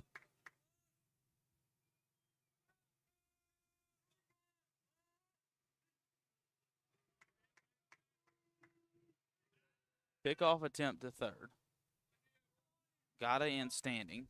Yesterday we saw that, and the runner on first took off to steal.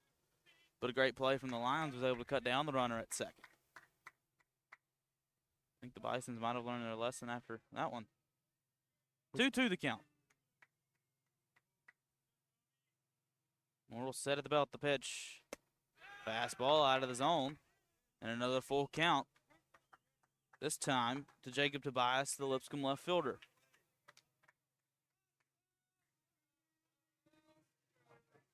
We'll see. Interesting to see what Miller will do over at first. Little word of encouragement for Loving to Morrill there. The payoff. Here goes. Runner goes from first. Pitch outside. Ball 4, and the bases are loaded.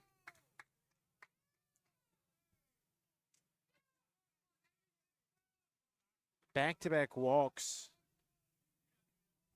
after getting the out. Now,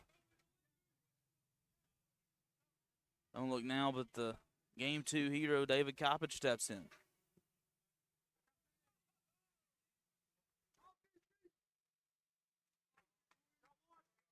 Coppage had that full count. 2 out, 3-run homer. Lipscomb, runner on every base. Lions have a play at every base. Time called. And Delgado will walk out to Morrill.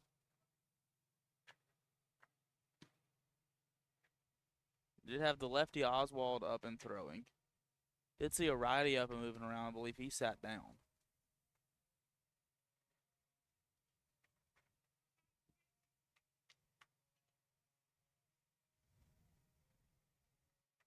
Infield, full infield meeting.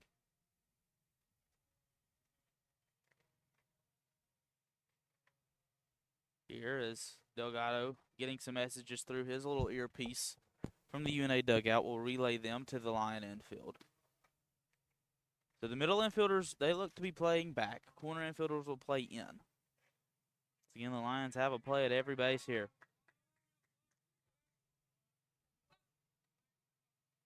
Base is loaded. 1-run ball game. The tying run on third. Dylan Morrill. He comes set at the belt. That's exactly who Lipscomb wants up in this situation. First pitch to Coppage. Grounded to Jenkins at second.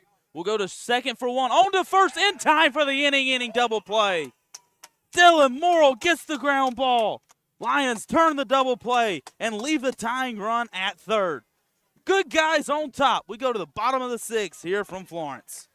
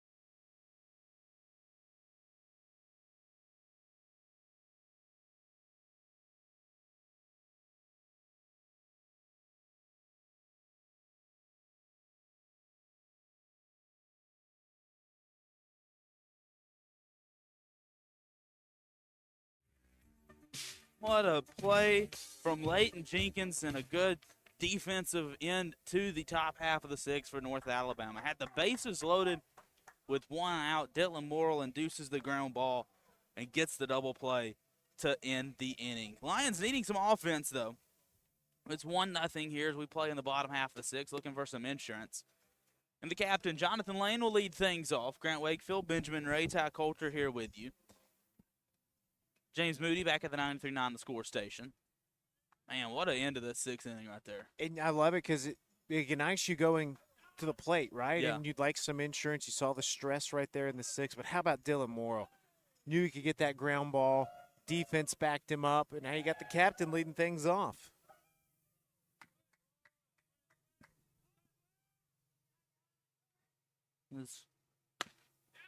Adam Swadowski's out there for his second inning of work now. That first pitch ball misses up high to Jonathan Lane. Jonathan Lane watches the next pitch in there. Down the dirt, rather. That'll be ball two. But he surpassed hit number 206 for his career back in the fourth. That makes him fourth all-time, on the UNA hit list. First all-time in the Division I hit list.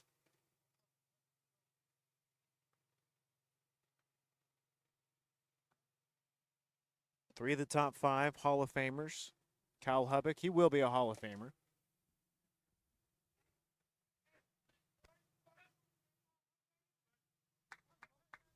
Playing ahead with a hitter's count. It's 2-0.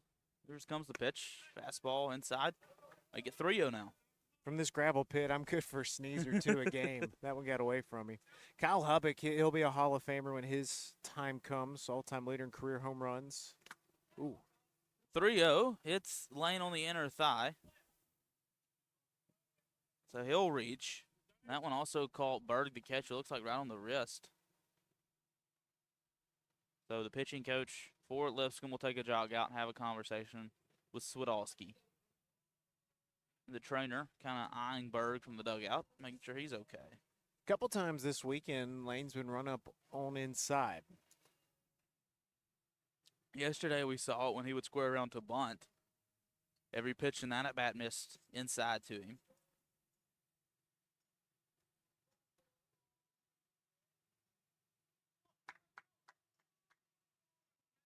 Mound meeting over. That's Swadowski will request the new baseball from home plate umpire Greg Maddox. Greg Hendricks. I about called him the MLB Hall of Famer Greg Maddox on that one.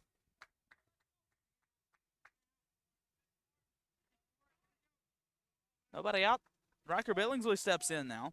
He's 0 for 1, walked, and got all the way around to second in the fourth. That's when the Lions had the bases loaded. It's time called to check on Berg some more. He's ready to go. Second time, we've seen Swidolski out of the stretch today. First pitch to Billingsley. Outside, ball 1, so 5 straight out of the zone. Here to open up the home 6th.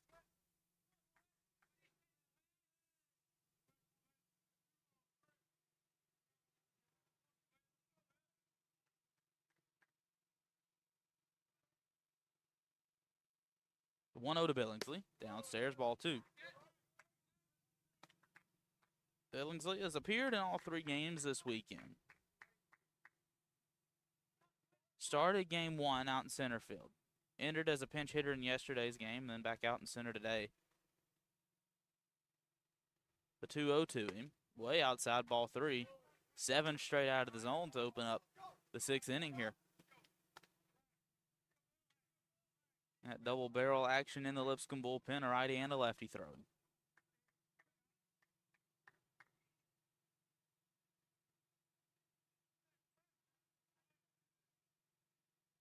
(3-0) to Billingsley. And we call a balk issued to Swidolski.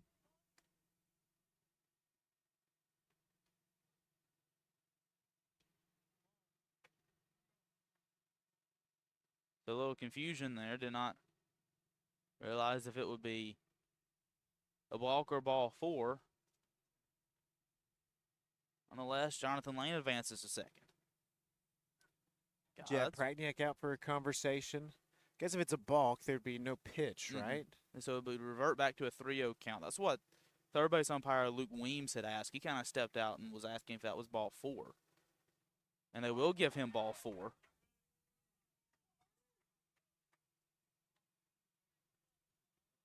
So Billingsley aboard with a 1 out, or with an nobody out walk. Coach Jeff Forehand out for a word. And man, that's probably the third balk we've seen in the 2 games we've been here. I know there was a couple in game 1 as well. I think both starters had one yesterday. Yeah. Or it's pinched in for UNA. I don't remember if it was the starter or bullpen guy. So third base umpire Luke Weems, home plate umpire Greg Hendricks having a conversation with Lipscomb head coach Jeff Forehand.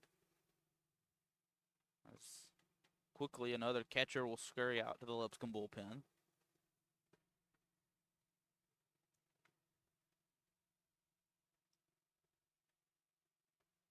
So it is kind of interesting here. Typically when you do have a balk, it does revert back. There is no pitch, which would make it a 3-0 count. I'm unsure of the ruling that would get it to be ball 4.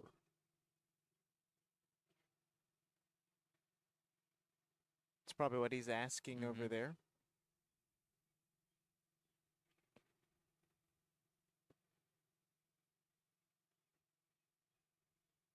I thought I heard balk well before the pitch was thrown.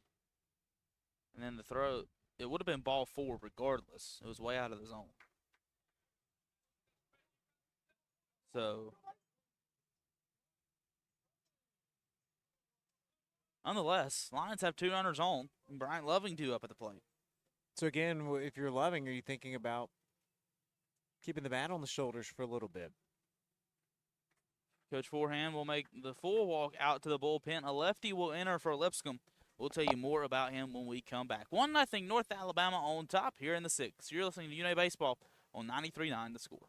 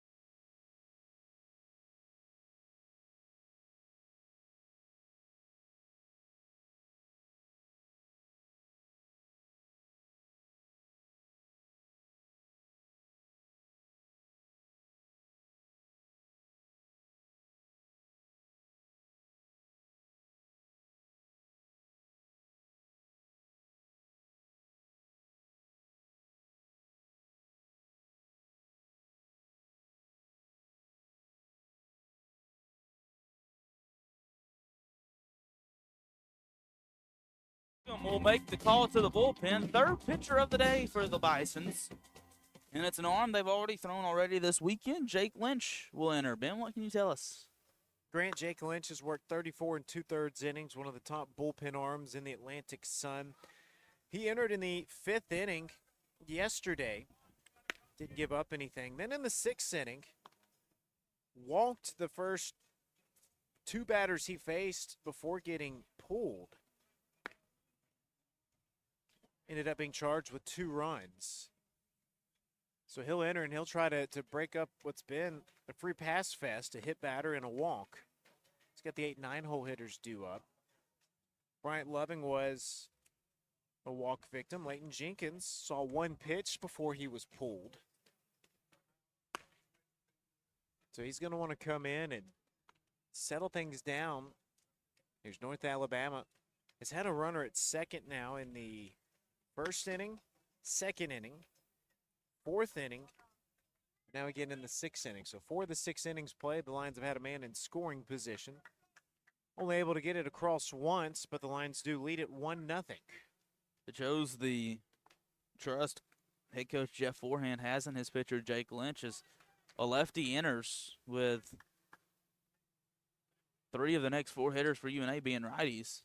So we go against your traditional situational status quo, if you will.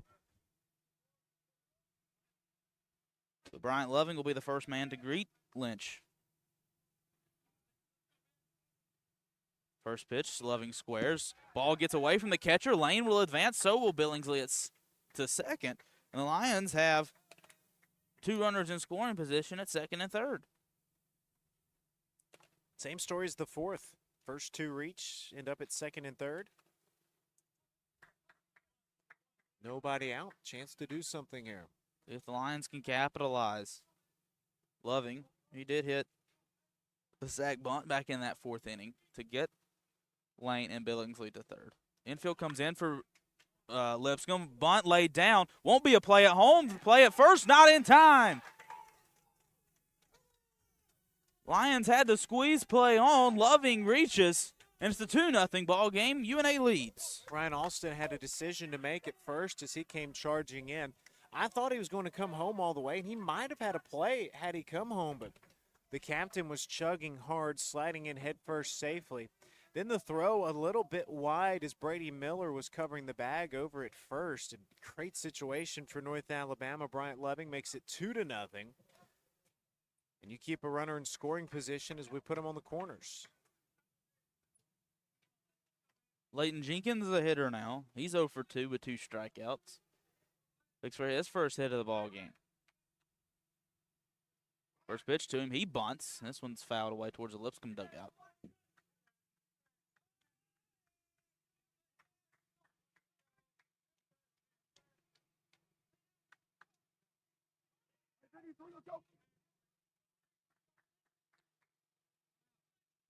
Jenkins, the Lions shortstop. Next pitch he sees. This one's bunted down as well. Here comes Billingsley home. They won't have a play at home. A sacrifice squeeze play from Leighton Jenkins, and it's 3-0 North Alabama. The 2 free passes have come around to score. Bryant Loving makes it over to second, but nice bunt by Jenkins right up the first baseline. Jake Lynch was able to field it, the pitcher, and he had 1 play, no chance of a flip home. So Ryan West hits now, and that's 2 kind of you've seen both bunted to the first baseline and something to pay attention to because Lynch falls off to the 3rd base side, so he has to go all the way across the field to make those plays.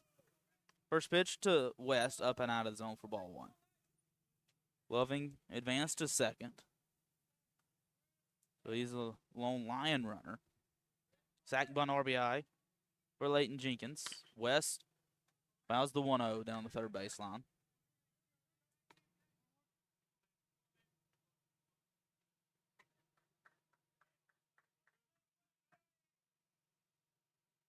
One down here in the bottom half of the 6th. 3-0 North Alabama on top.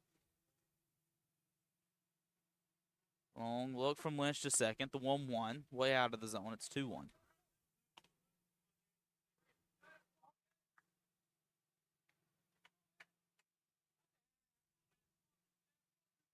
Top of the lineup for North Alabama.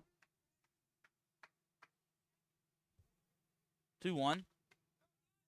Skied foul and out of play. That one's behind the home plate area. Makes it count 2-2.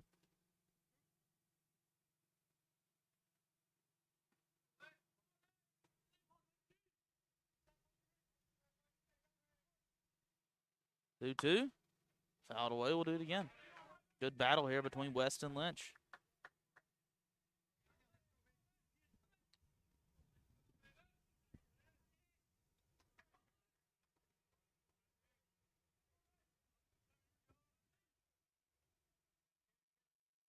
Here comes the pitch. This one's grounded foul. That one past the third base bag. A Lion out of the dugout will go retrieve it.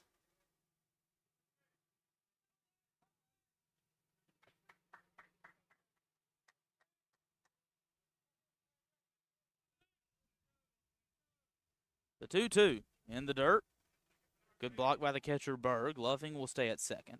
And runs the count full. 3 balls, 2 strikes.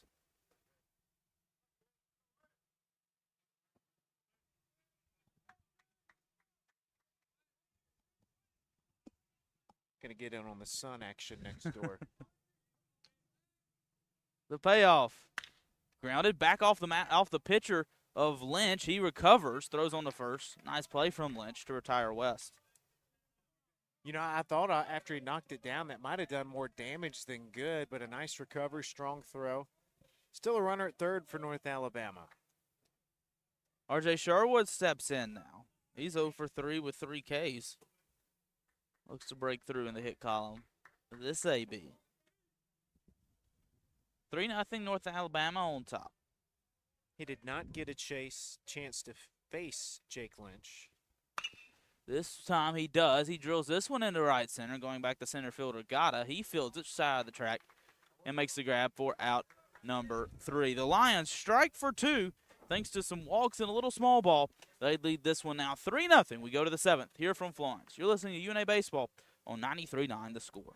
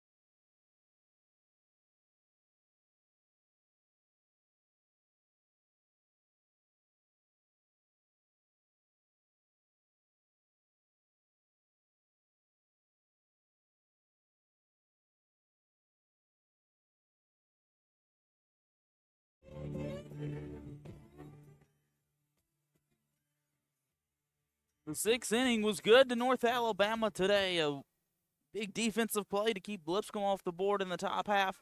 And 2 runs come across to add some insurance as we go to the 7th. Grant Wakefield, Ty Coulter on hand here with you. James Moody back at the station and here to take you the rest of the way home. The voice of the Lions, Benjamin Ray. Thank you, Grant. Nicely done getting us here. Lions lead at 3-0. We open up the 7th. Dylan Morrill's still out for the Lions, making his first start of the year. 6 innings, 4 hits, no runs allowed. 2 walks, 4 strikeouts. Here's pitch number 87 on the way. To Kai Holm, the shortstop, that's in there for called strike 1. Holmes 0 for 2 today. Bison's had their greatest threat back in the 6th. Loaded him up. Morrill gets the best hitter for Lipscomb. Got the inning-ending double play, 6-4-3. Now he's been given a couple more runs of insurance. Second pitch to the AB. Breaking ball in there for a called strike. It's just something, Grant, about an emotional double play situation like that that ignites the offense, and the Lions return the favor with 2 runs. Absolutely. And you saw the dugout all out to greet Morrill. Once he came off the mound there, they were all fired up. Pitch upstairs. And it's a 1-2 count. His 90th pitch of the outing coming up right here. Previous best, I think I said, 72 earlier this year against Central Arkansas. Spot start for Morrill. The 1-2. Popped up, out of play, towards the Lipscomb dugout.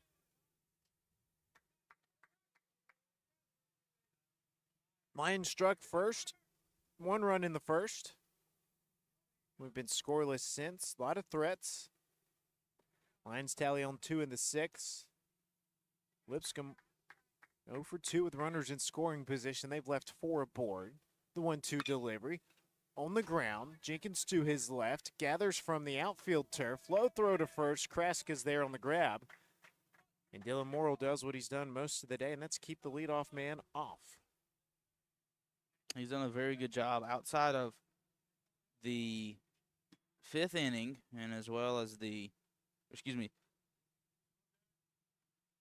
done a good job from innings 2, 3, and 4 of keeping the leadoff hitter on, but we said the leadoff hitter is not, if they do reach, they haven't came around to score. That's the big thing. Damian Keneally, the DH, 1 for 2. First pitch he sees, swung on, lifted high, first base side. Kraska gives it a stare. Goes down as strike 1. I think most importantly for North Alabama, you're talking about this is just the 3rd time through the lineup. Looking back to yesterday, 5 times through for the Bisons. Morrill's 0-1, that's in there for a called strike.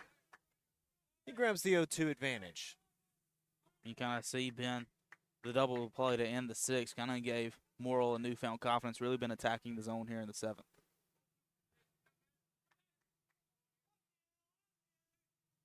Pitch number 95. Just a bit upstairs. We'll get a 1-2 count again.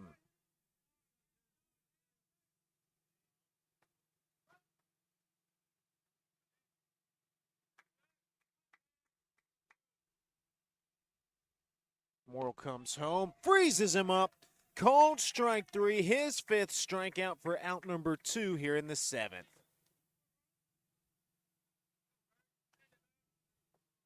What a great bounce back for Dylan Morrill, even when you look back at that 6th inning. Single, then walk. You didn't know how he would respond. I thought that would be the end of the line for him. Yeah.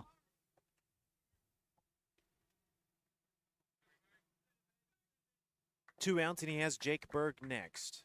Berg's 0 for 2, a ground out and a pop-up to center. Morrill set at the belt, leg kick, fires. First pitch low, ball 1. Delgado had a nice frame attempt. First pitch ball of the inning.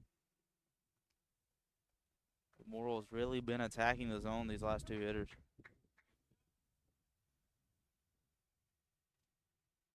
1-0, lifted high. Third base side out of play. Makes it a 1-1 count.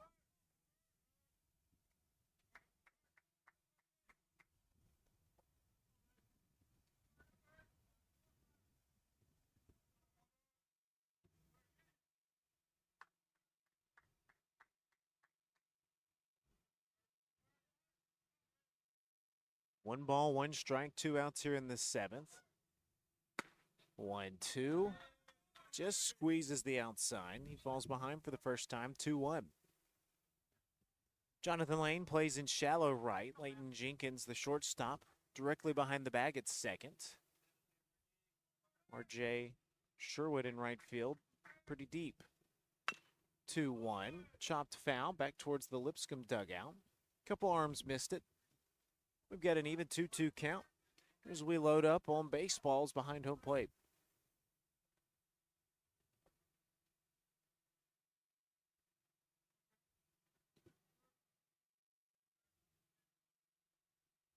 Greg Hendricks reloads behind the plate.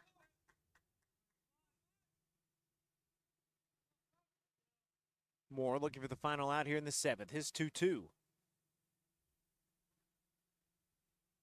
On the way, in the air, shallow right field. R.J. Sherwood is there. Riker Billingsley as well. It hops over both of them on the bounce. Jake Berg's able to take second with that mistake. Leads to the double. Sherwood and Billingsley both had long runs, dropped down in front of him, and then Billingsley's not the tallest fella. Kind of hopped over him. Sherwood wasn't ready for that second hop. Got away from him, and that allowed Berg to take second. Now the Bisons have the tying run in scoring position with 2 outs. Yeah, tough break for Dylan Morrill and the Lions there, and that one kind of just fell in no man's land as both outfielders kind of playing at no doubles depth. That one hit just in a tough spot. Here's Ryan Alston. He's 0 for 2, and Morrill pounds the zone for first pitch strike.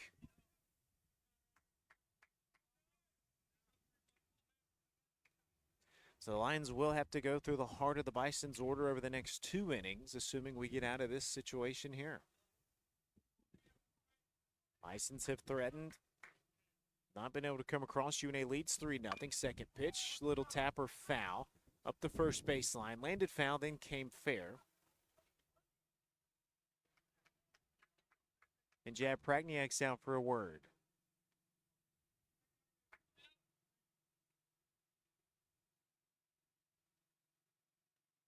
Both first base umpire Randall Hunnelly and Greg Hendricks behind the plate immediately signaled foul that it hit in the box. So Hunnelly will have the conversation with Coach Pragniak over here on the third base side.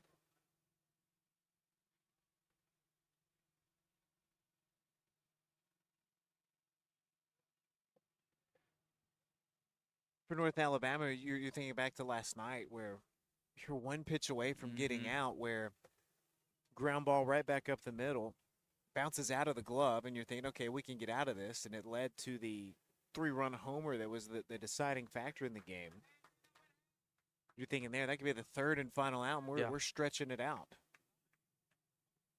But Dylan Moore will try to make the most of it. Runner at second, 2 outs.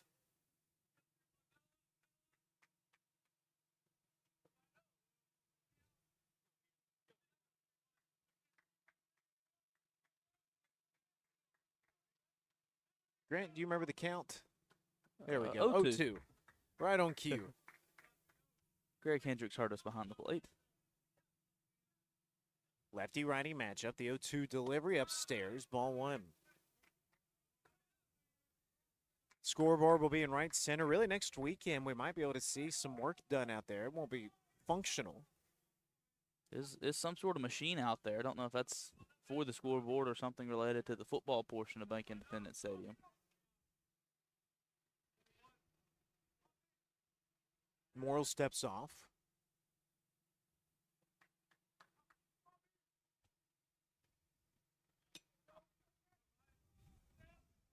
Count stands 1 ball, 2 strikes, 2 outs, tying run at second. UNA leads it 3-0. Excuse me, not the tying run.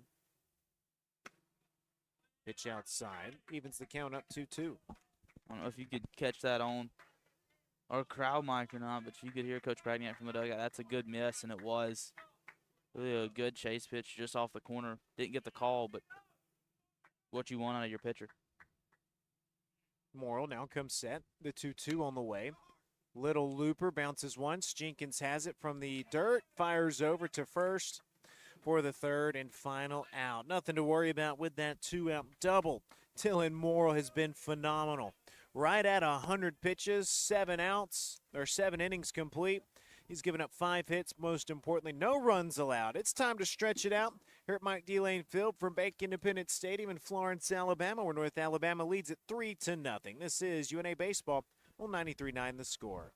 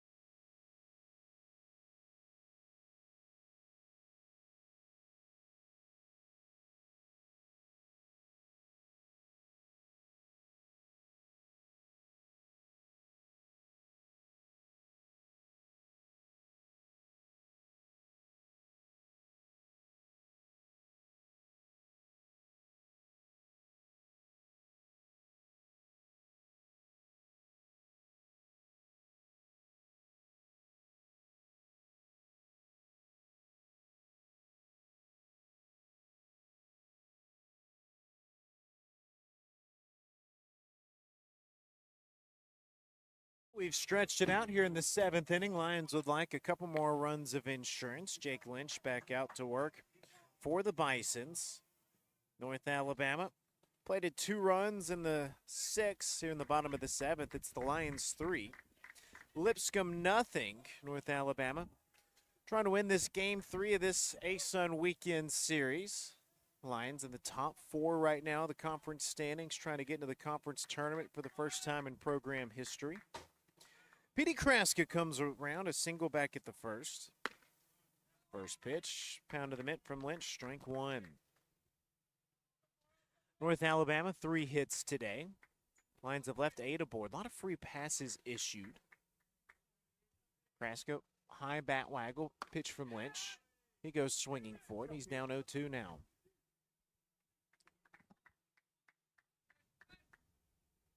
Lions have walked 6 times. Been hit by 2 pitches. That's 8 free passes for North Alabama. Kraska in the air, driven towards the gap in left center, drops down, bounces to the wall. Kraska around first, darting for second. They just get to the ball, they get it in, and Kraska stands at second with an easy double to lead off the home 7th. Good piece of hitting from Petey Kraska. Kind of the same deal we saw on Friday night. He roped one about the same spot. Got his pitch to hit, drove it, and that's a good start to the Lions 7th to try to add some insurance here. His 14th double of the season, that leads the team. So Matthew Delgado has walked his last 2 at-bats. Let's get Petey in. Lefty-righty matchup, Lynch set, fires. Delgado watches at the toes, ball 1. You see different approaches at the plate. Delgado really walks out of the box afterwards, takes his time digging in. Same deal from Wes Walker. He'll look back at the pitch clock between every pitch. Tell you what, Lynch is pounding the zone. That's another one outside, high and away, and it's ball 2.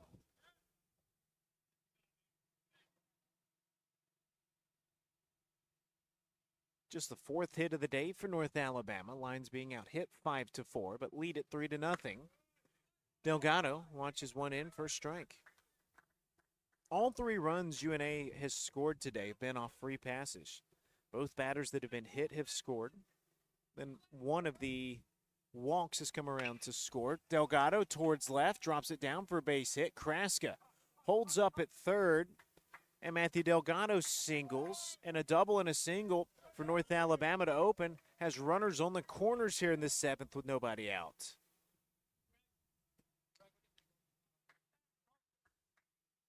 And we've got a pinch hitter right here for North Alabama. Jaden Sloan, senior infielder. First time getting a look at Mr. Sloan, a transfer. He had a wrist injury earlier this season, caused him to miss a significant portion of the year. He bats for Wes Walker here.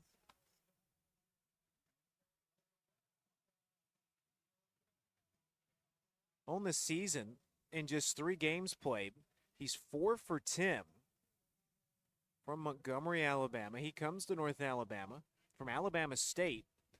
He was part of a SWAC championship team there. Off of a team that was a really good hitting team. And he's been working back from the surgery. He's got a chance to do something here. He's got a great personality, very talkative young man, comes over to us most every game for some words. Now here's Lipscomb making a pitching change. So we got a righty coming out of the bullpen. It's the end of the line for Jake Lynch. 4th Lipscomb reliever used. We'll call a timeout. We'll come back. We'll make the change from Florence after this. North Alabama leads at 3-0. We've got runners on the corners. Nobody out here in the 7th. And we got a pitching change when we come back. We'll step away. This is UNA Baseball on 93.9 The Score.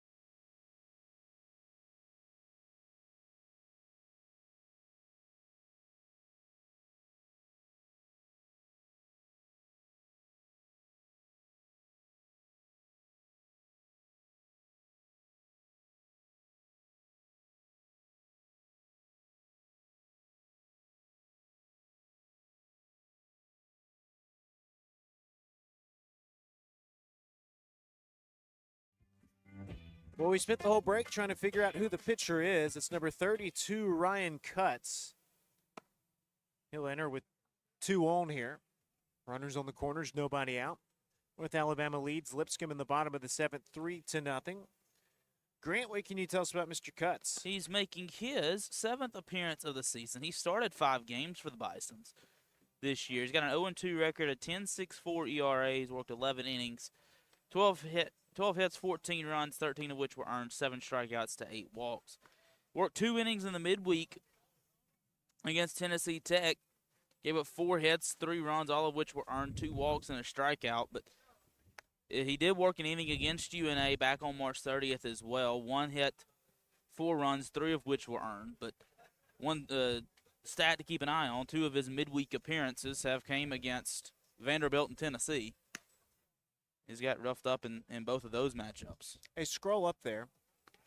6'1", 240. He's a big boy. Long hair coming out of the back of the cap. So Jaden Sloan will be the first line to greet him. It took us the whole break to figure out the jersey number. I didn't know this. Lipscomb has numbers on the front of their jerseys. Grant told me that.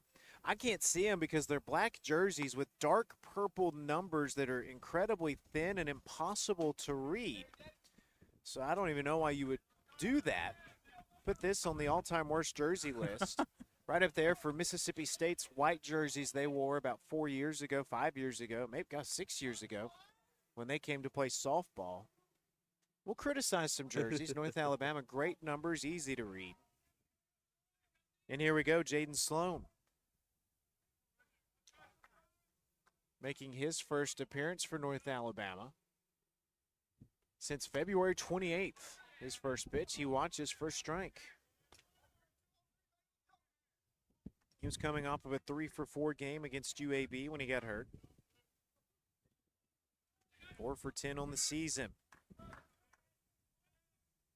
Here we go, his 0-1, runners on the corners, takes inside, evens the count up 1-1. You said before the break, he's great personality, comes over, talks to us. You usually see him talking to one or all of the umpires in between innings. He'll run a cup of water out to him, so big part of that line dugout. 1-1 in the air. Towards right center, long run for Gata. He gets underneath it. Kraska tags from third. He comes around to score easily, and Jaden Sloan does his job. Drives in his second run of the season. Slaps hands with Petey Kraska behind home plate on the NA logo, and he's fired up as he trots back into the dugout. And North Alabama grabs a 4-0 lead as the Lions celebrate in the dugout. What the doctor ordered for Jaden Sloan there. Comes in first at bat in over 2 months and does his job, drives in a run, gives North Alabama some more insurance. The captain, Jonathan Lane, bats. Matthew Delgado stands at first with 1 out. First pitch to Lane. It's a called strike. Single in the 4th, hit by a pitch in the 6th. He's 1 for 2. A ground out his first appearance way back in the 1st. Lions keeping that foot down on the gas. 4-0, the Lions lead it now. Lane, big swing. He's got an 0-2 count now. Watch out. Down to his final strike. Here's the 0-2 to Lane.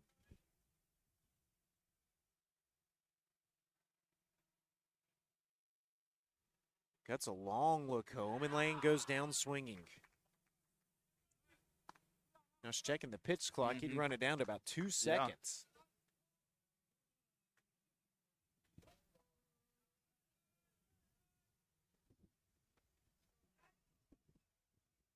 Riker Billingsley has walked his last 2 times. He's 0 for 1 with a strikeout.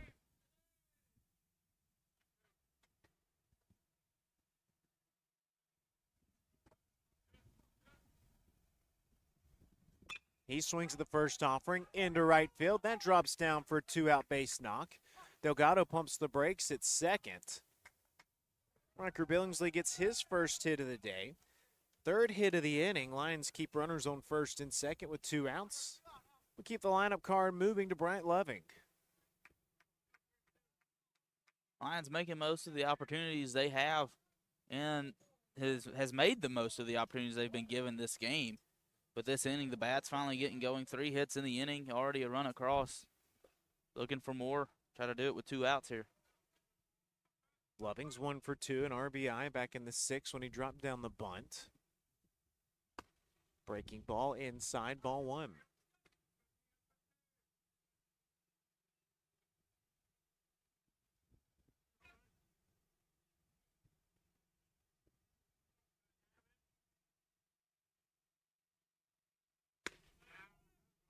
Another pitch that drops in. Evens the count up 1-1 with a strike. Cut's really got a big sweeping breaking ball. Seen it a couple times, but that's what he got Jonathan Lane to strike out on.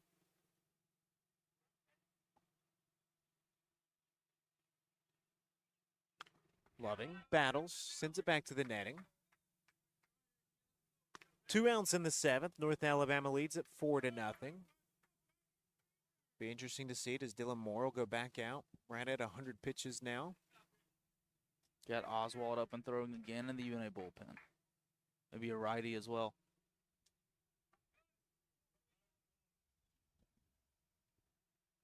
Cutch trying to hit it for the Bisons here in the 7th. Loving watches away. Gives us a 2-2 count, I believe. Mm-hmm.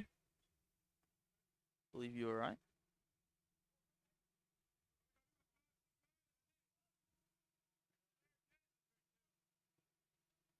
The 2-2.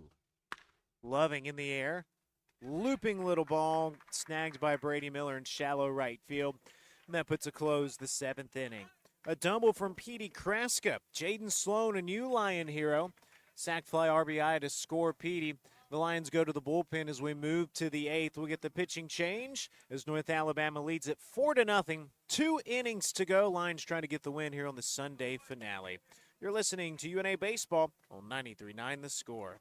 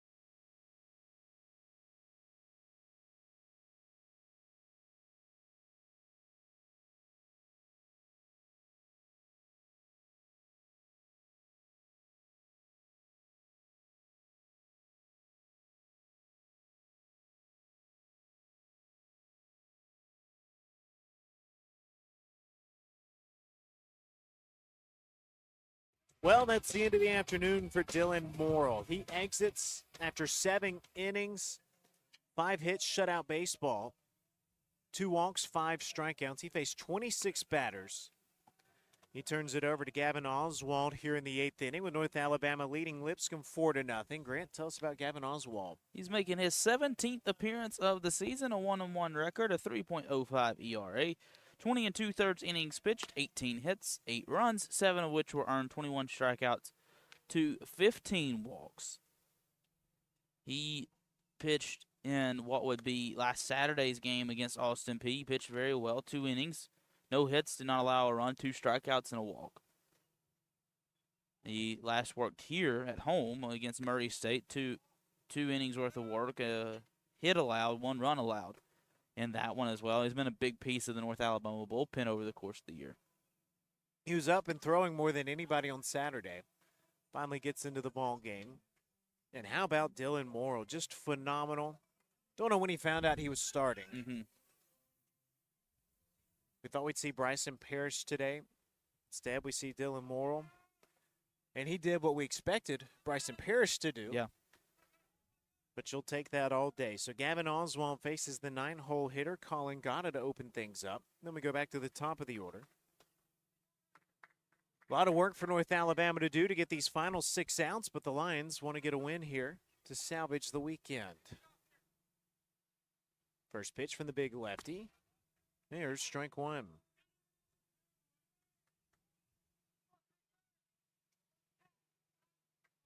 Such a generic baseball comment, but those first pitch strikes sets you up for success. Yeah. It's been a big piece of the North Alabama pitching really over the last 2 days. The 0-1 back inside. Gotta stares at another one, and he's down 0-2.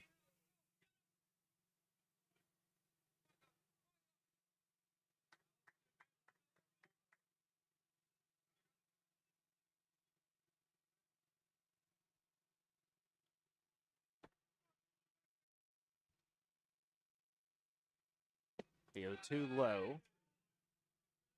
There's the first ball from Oswald.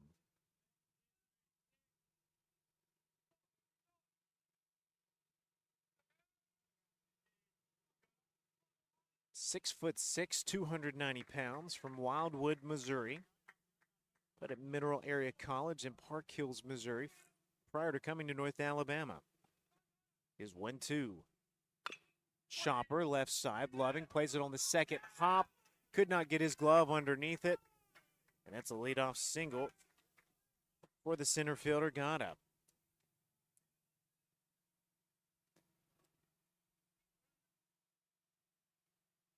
Tough play for Loving there. That one was a high chopper, and you had to pick which hop you're going to get. We're going to get the big hop or the short hop. He went with the short hop and just couldn't get it. E5 charged. So for the fourth time today, Bison's put the leadoff man on.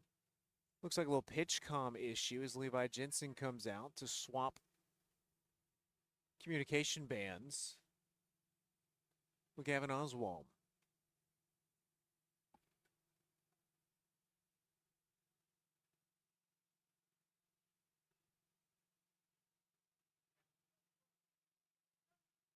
Oswald recorded 2 outs in the 6-5 loss to Lipscomb earlier this season. Worked the 8th inning. 1 hit, 1 walk, no strikeouts. He replaced Dylan Morrill.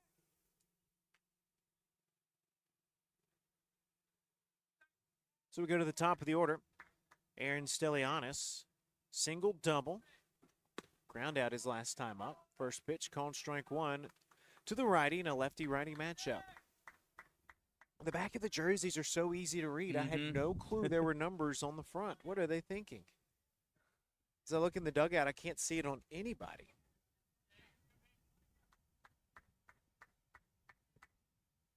Oswald's 0-1, tipped back. He works ahead 0-2.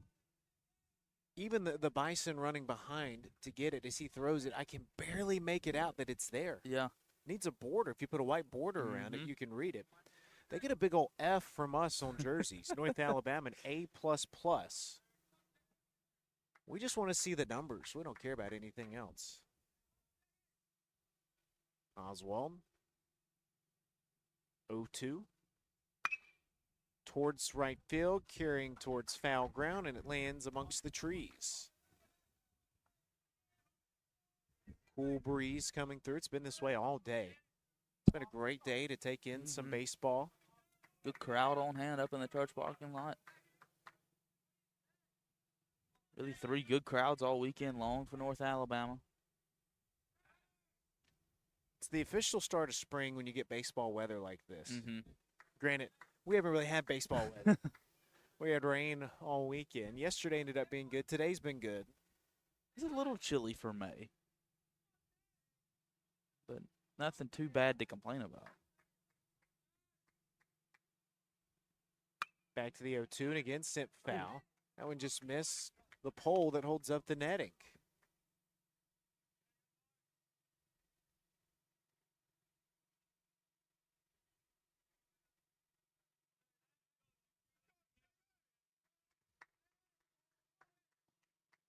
So we'll reset and we'll try this 0-2 dance again. Oswald once more the 0-2. That one bounces in front of the plate. Oh, and they say it got him. I thought it hit him front. I didn't really see it hit him. But either way, Puts 2 aboard.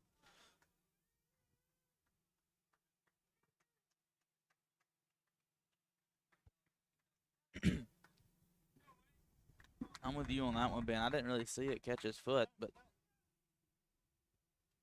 And now Delgado. Pitch comm broke when he took the helmet off. Or no, not the helmet, on the wristband. 2 issues in 1 inning.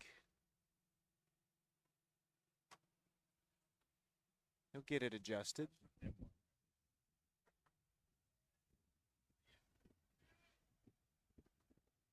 And here we go, Brady Miller. He's 0 for 2 with a walk. First 2 reach for the Bisons. They've had runners on in the first. They had 1. A double in the third, nothing else. 1 in the 5th. Then in the 6th, they loaded the bases, so their best threat since then. First pitch to Miller. Here's another first pitch strike from Oswald.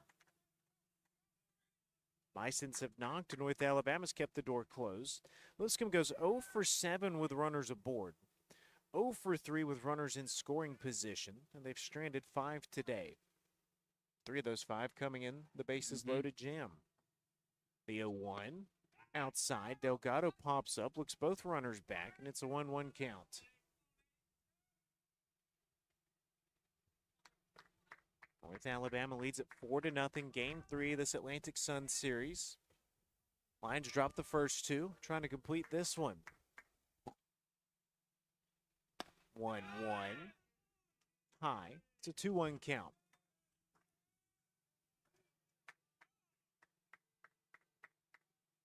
really be good if Oswald can induce one of those ground balls right here.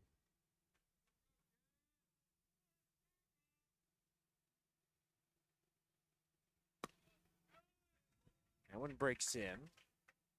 1 ball, 2 strikes.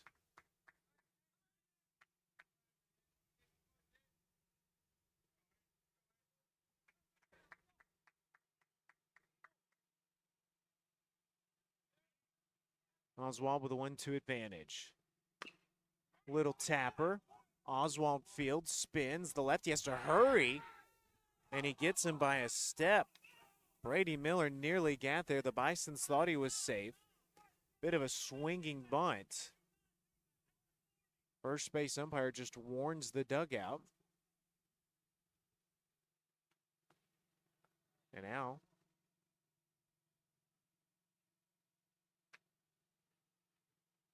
a word with the Lipscomb coaching staff. He'll plead that he was safe.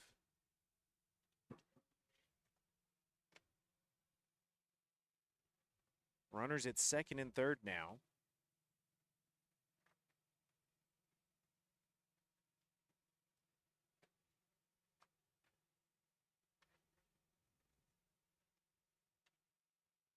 Jeff Forehand, 2-time A-Sun Coach of the Year back in 2022 and 23. Bison's just 2 seasons removed from winning the championship, made it to the Clemson Regional. Also won it way back in 2015 and in 2008. 3 times they've won the championship over his era. 16 for 25. That will be Parks Bauk will enter to hit. So the dangerous Parks Bauk gets a pinch hit right here. He was hit on the knee yesterday, said he could not run today, but he'll give it a go here late.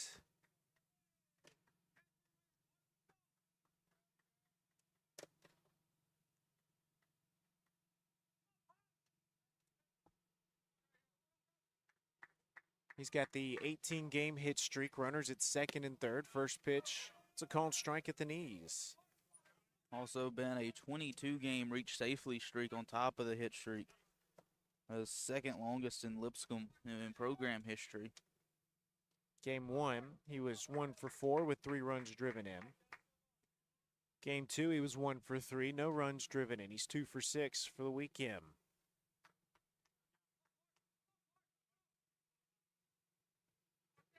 One of those hits, a home run. Dangerous situation right here against a great hitter. Little chopper up the third baseline. That's fair. Loving has one play at first. Wide throw. Kraska applies the tag in time. So Bach's able to drive in a run, make it 4-1. Sneaking over to third goes Stelianis. And there's 2 outs on the board.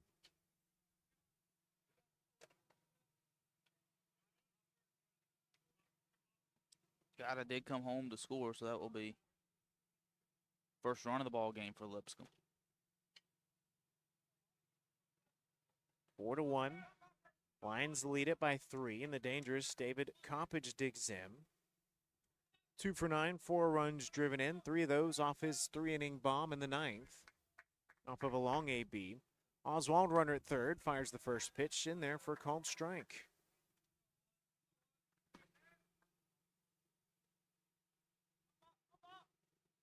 Coppage was in an 0 for 17 stretch, 0 for 21. Broke out of that earlier in game 2, then hit the bomb in his last AB. And Oswald steps off.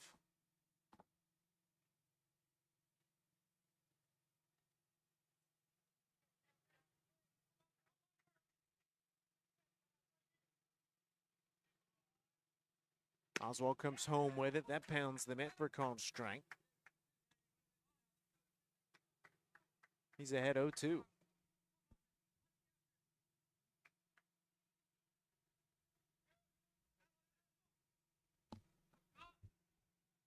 Oswald settled in after those first 2 hitters. Induced back-to-back ground balls.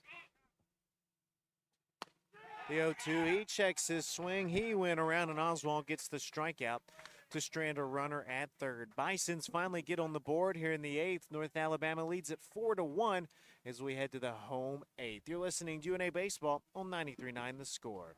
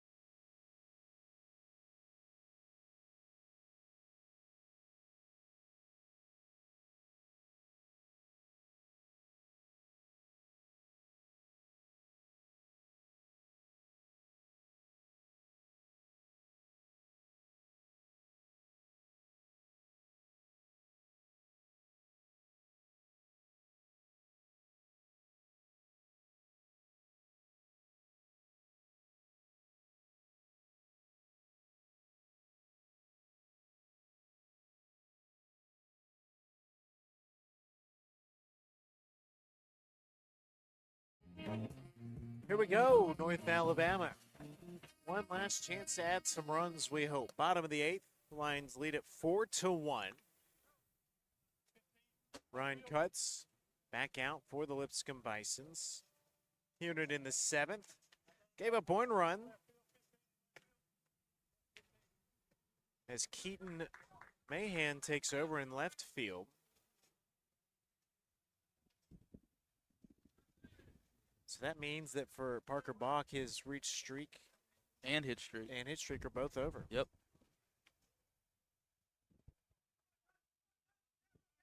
Clayton Jenkins gets things started in the home 8th. Sun making a cameo. He's 0 for 3 with a ground out. Feels good in the sun, I'll tell you. Cuts, first pitch. Jenkins watches in at the knees for a called strike.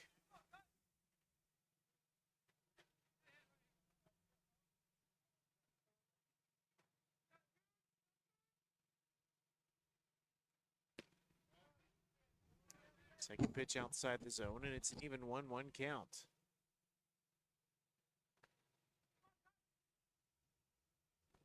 Lions with a win today could move into third place in the Gold Division standings. Jenkins, big swing. With 6 games remaining, North Alabama has not clinched a spot. But the Lions are in the driver's seat right now to make the tournament. Jenkins, a very patient eye. He's now ahead 3-1.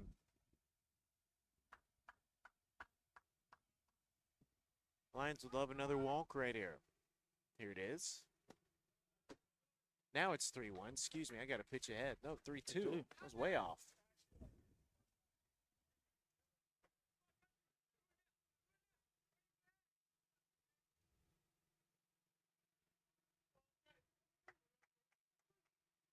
Here's the payoff from Cutts. Jenkins thought it was ball 4. Instead, it's a called strike 3.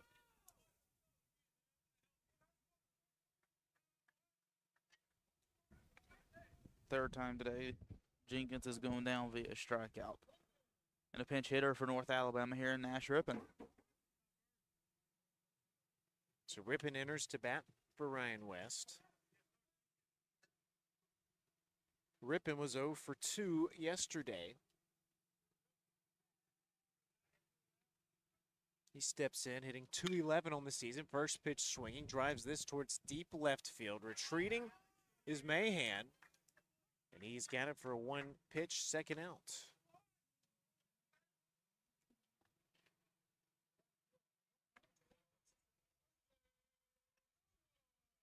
To RJ Sherwood digs in. 0 for 4, 3 strikeouts and a flyout today. He's now 2 for 11 on the weekend. He had a hit in each of the first 2 games, including a 2-run bomb. In game 2, as that one's above his head, he has to duck down.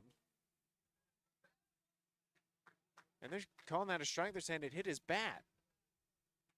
Chad Pragniak's out to talk. Now they're going to talk together as umpires. UNA dugout immediately saying that the bat was on the ground from where he dropped it. I didn't hear it. I thought it had grazed part of his back, but more impressively, RJ stands pretty tall in the batter's box, and to throw the one that high had to miss way and out of the zone. It's the only player on this team that towers over Nick Patton, assistant coach, hitting coach. 6'4", 200 pounds. It's a well-built young man.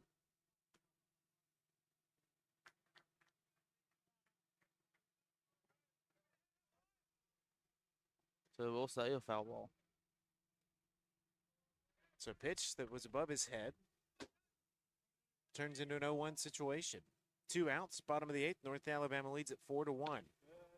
Watches one downstairs. Counts evened up 1-1.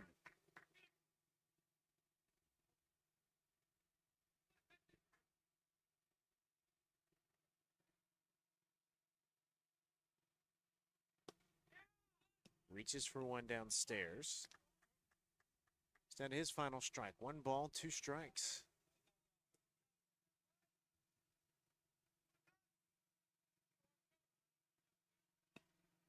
Here's the 1-2. Same thing. That one bounces in the turf. Counts even up. 2 balls, 2 strikes.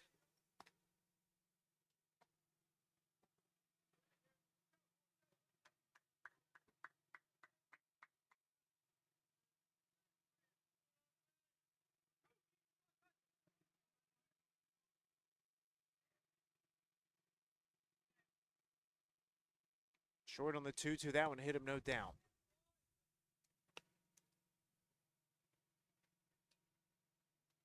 Caught him on that left arm.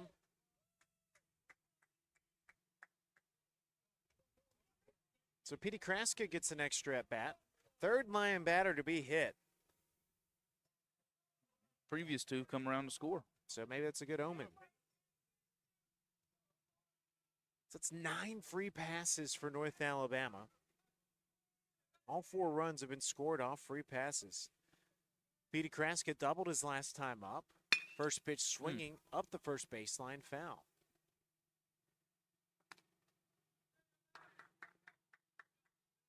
This park is probably set up for Kraska and his double power. A lot of room to the gaps. And you see that the left fielder playing in the left center gap. It's about where he hit it last time.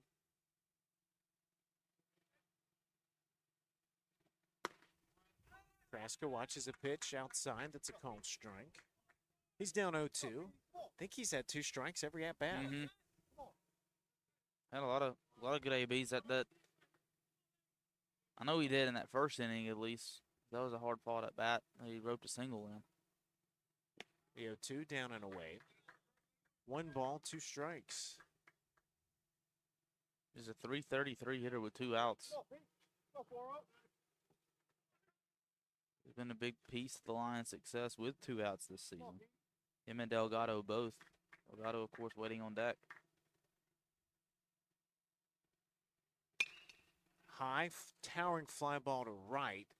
This is towards foul ground, and that's where it lands. I will say that ball carried a lot further than I thought it would.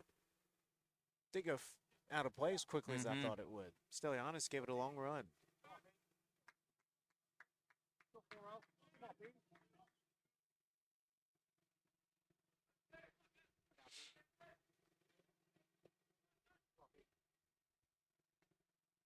Kraska's 0-2. And again, hammered foul. First base side. That one probably got to Stewart Avenue. So he got around on that one pretty quickly. That time we could see how fast that one got out of play.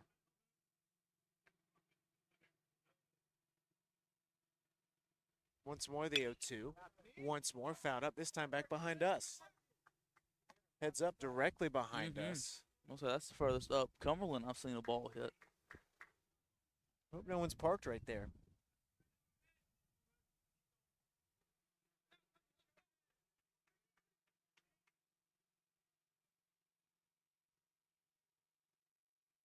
One-two waved at, and Kraska goes down to end the 8th inning. Lions take a 4-1 lead as we move to the 9th inning. 3 outs away from winning this Sunday finale. We've got the finish coming up next. North Alabama 4, Lipscomb 1. We'll go for the win from Florence next. You're listening to UNA Baseball. You're listening to it on 93.9 The Score.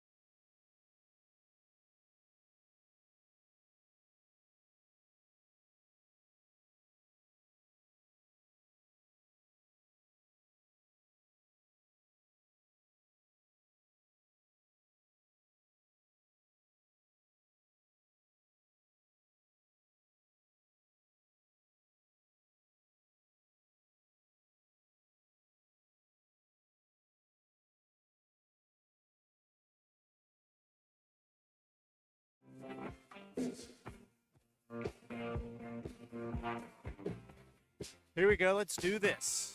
Alex Wade takes over in left field for North Alabama. Lions enter this top of the 9th inning with a 4-1 lead. Got the 5, 6, and 7 hole hitters due up with Gavin Oswald trying to finish it off. Save situation for Oswald.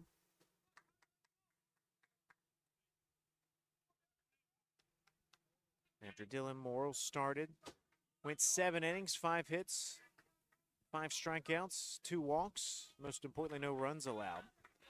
Oswald opens up against Kai Holm. He's 0 for 3. 2 for 13 on the weekend.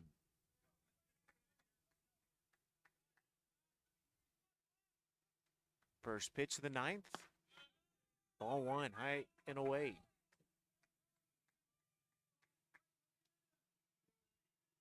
You got through that tough stretch of the lineup with Balk and Coppage back in the 8th. Great job by Oswald to do so. Second pitch away. Ball 2.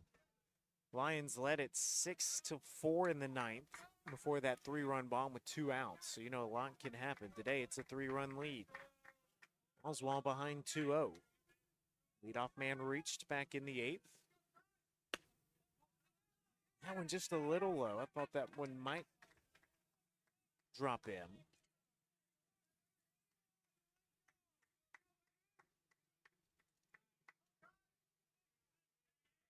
Oswald comes set, needs a strike, the 3-0. There's ball 4.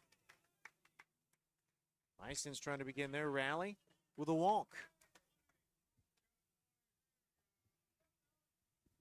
Leadoff man reached in the 8th off an E5. He came around to score later on. Oswald stranded a runner at third. And now the DH, Damian Keneally, digs in. Keneally 1 for 3.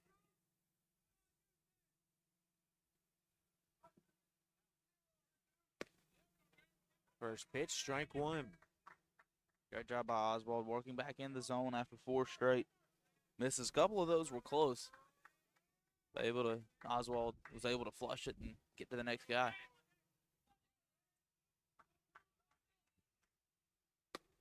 Back inside, counts evened up 1-1.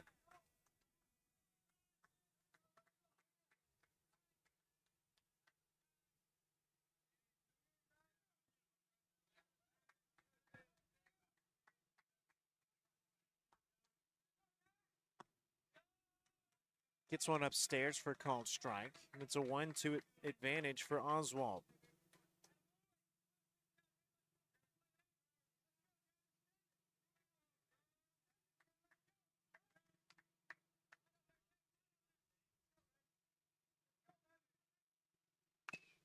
Tipped back. Caught the... That one in Delgado's stance is one kind of just sticking out, and that one hit right off the toe. I believe right past that where that shin guard goes to. Coach Pratniak asks if he's okay. He nods, says, I'm good. He's tough back there.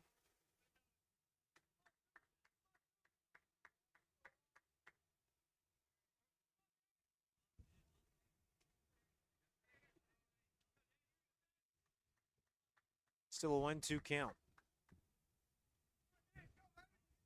Oswald gets him looking for called strike 3 and out number 1 here in the 9th. Said it started AB, but a great job by Oswald to work back in the zone there, really attack Keneally there. And a big first out here in the 9th. Jake Bird, the catcher, he doubled his last time up. That was against Dylan Morrill on a 2-2 pitch. Runner at first off through the leadoff walk. 1 out in the 9th. First pitch strike to the lefty from Oswald, called strike in a lefty-lefty matchup.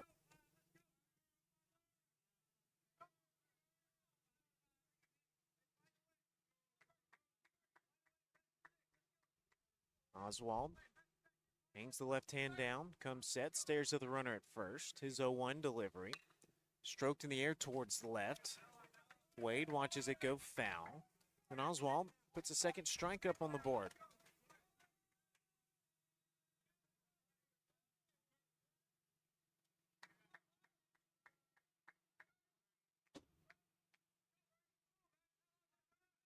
Oswald can end this AB with a good pitch to the lefty. Here's his 0-2.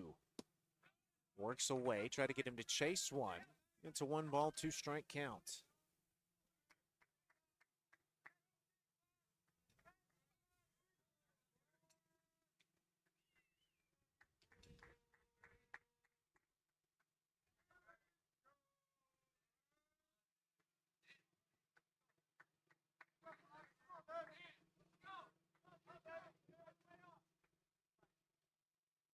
Another 1-2, fault foul, high hopper.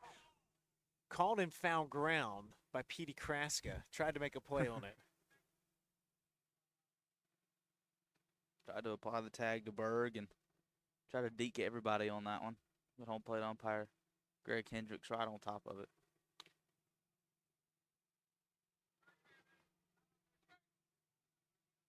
So we'll reset. Count still stands. 1 ball, 2 strikes. Battle continues. Runner at first, bottom of the ninth. North Alabama leads 4-1. Oswald finds the runner at first. Leg kick, fires. Nice scoot from Delgado's. That one was really low and away to the lefty. Evens things up, 2-2 apiece.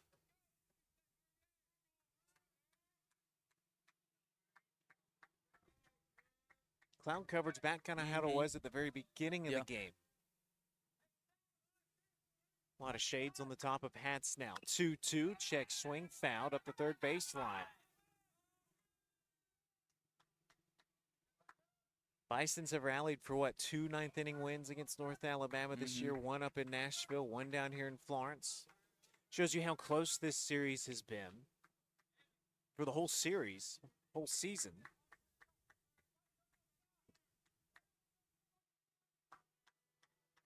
Two. Oswald comes home with it. In the air, left field, Wade races in. On the run, he lunges, and he's got it. 2 away, racing back to first is home. He was halfway to second. And the defensive replacement, Alex Wade, with a nice track down out. That ball was slicing towards the line, and like you said, a great play by Alex Wade to grab that one, reaching across his body and grabbing that one on the run. Pinch hitter Casey Sensuri will hit here in place of Ryan Austin, the first baseman. Austin was 0 for 3.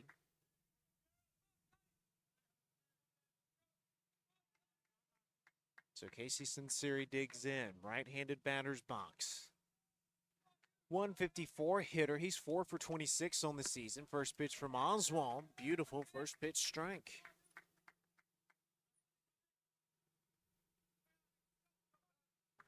All 3 games this weekend going over 3 hours. 3 long battles. Oswald needs 1 more out. The Bisons were down to their final out last night before getting the win. Second pitch. Hammered foul, first base side, slices into the pine trees.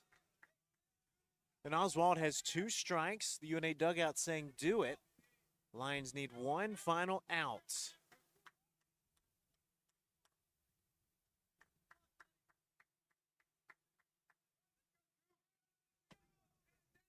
Runner at first, UNA with a 4-1 lead here in the ninth. Oswald trying to end it right here, the 0-2. Ooh. Everyone thought that might be it outside. It's a 1-2 count to Sensuri.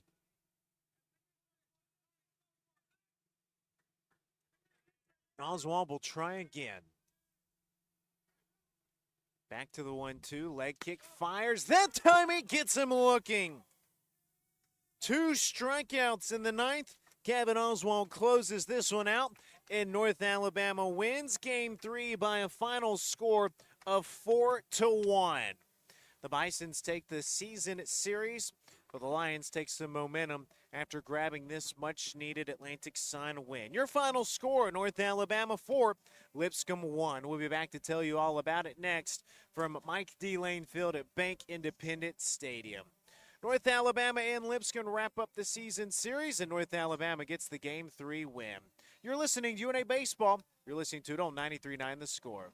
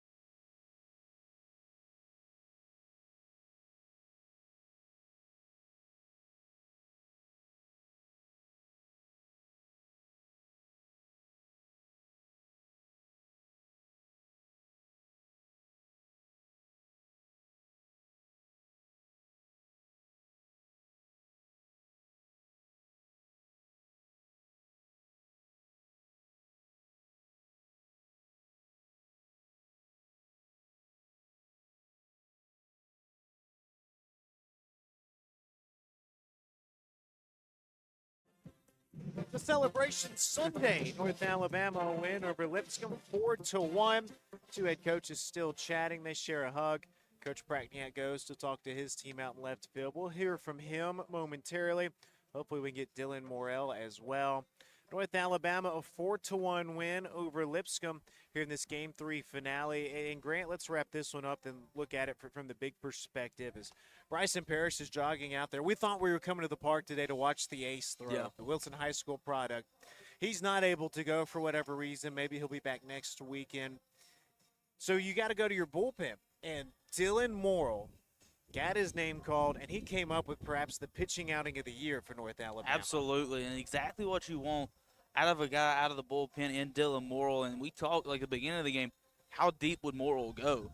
And he did a great job, went 7 strong innings for North Alabama, only allowing 5 hits. And he was a big piece because he held Lipscomb at check that really has done over the weekend their damage in the early innings of the ball game.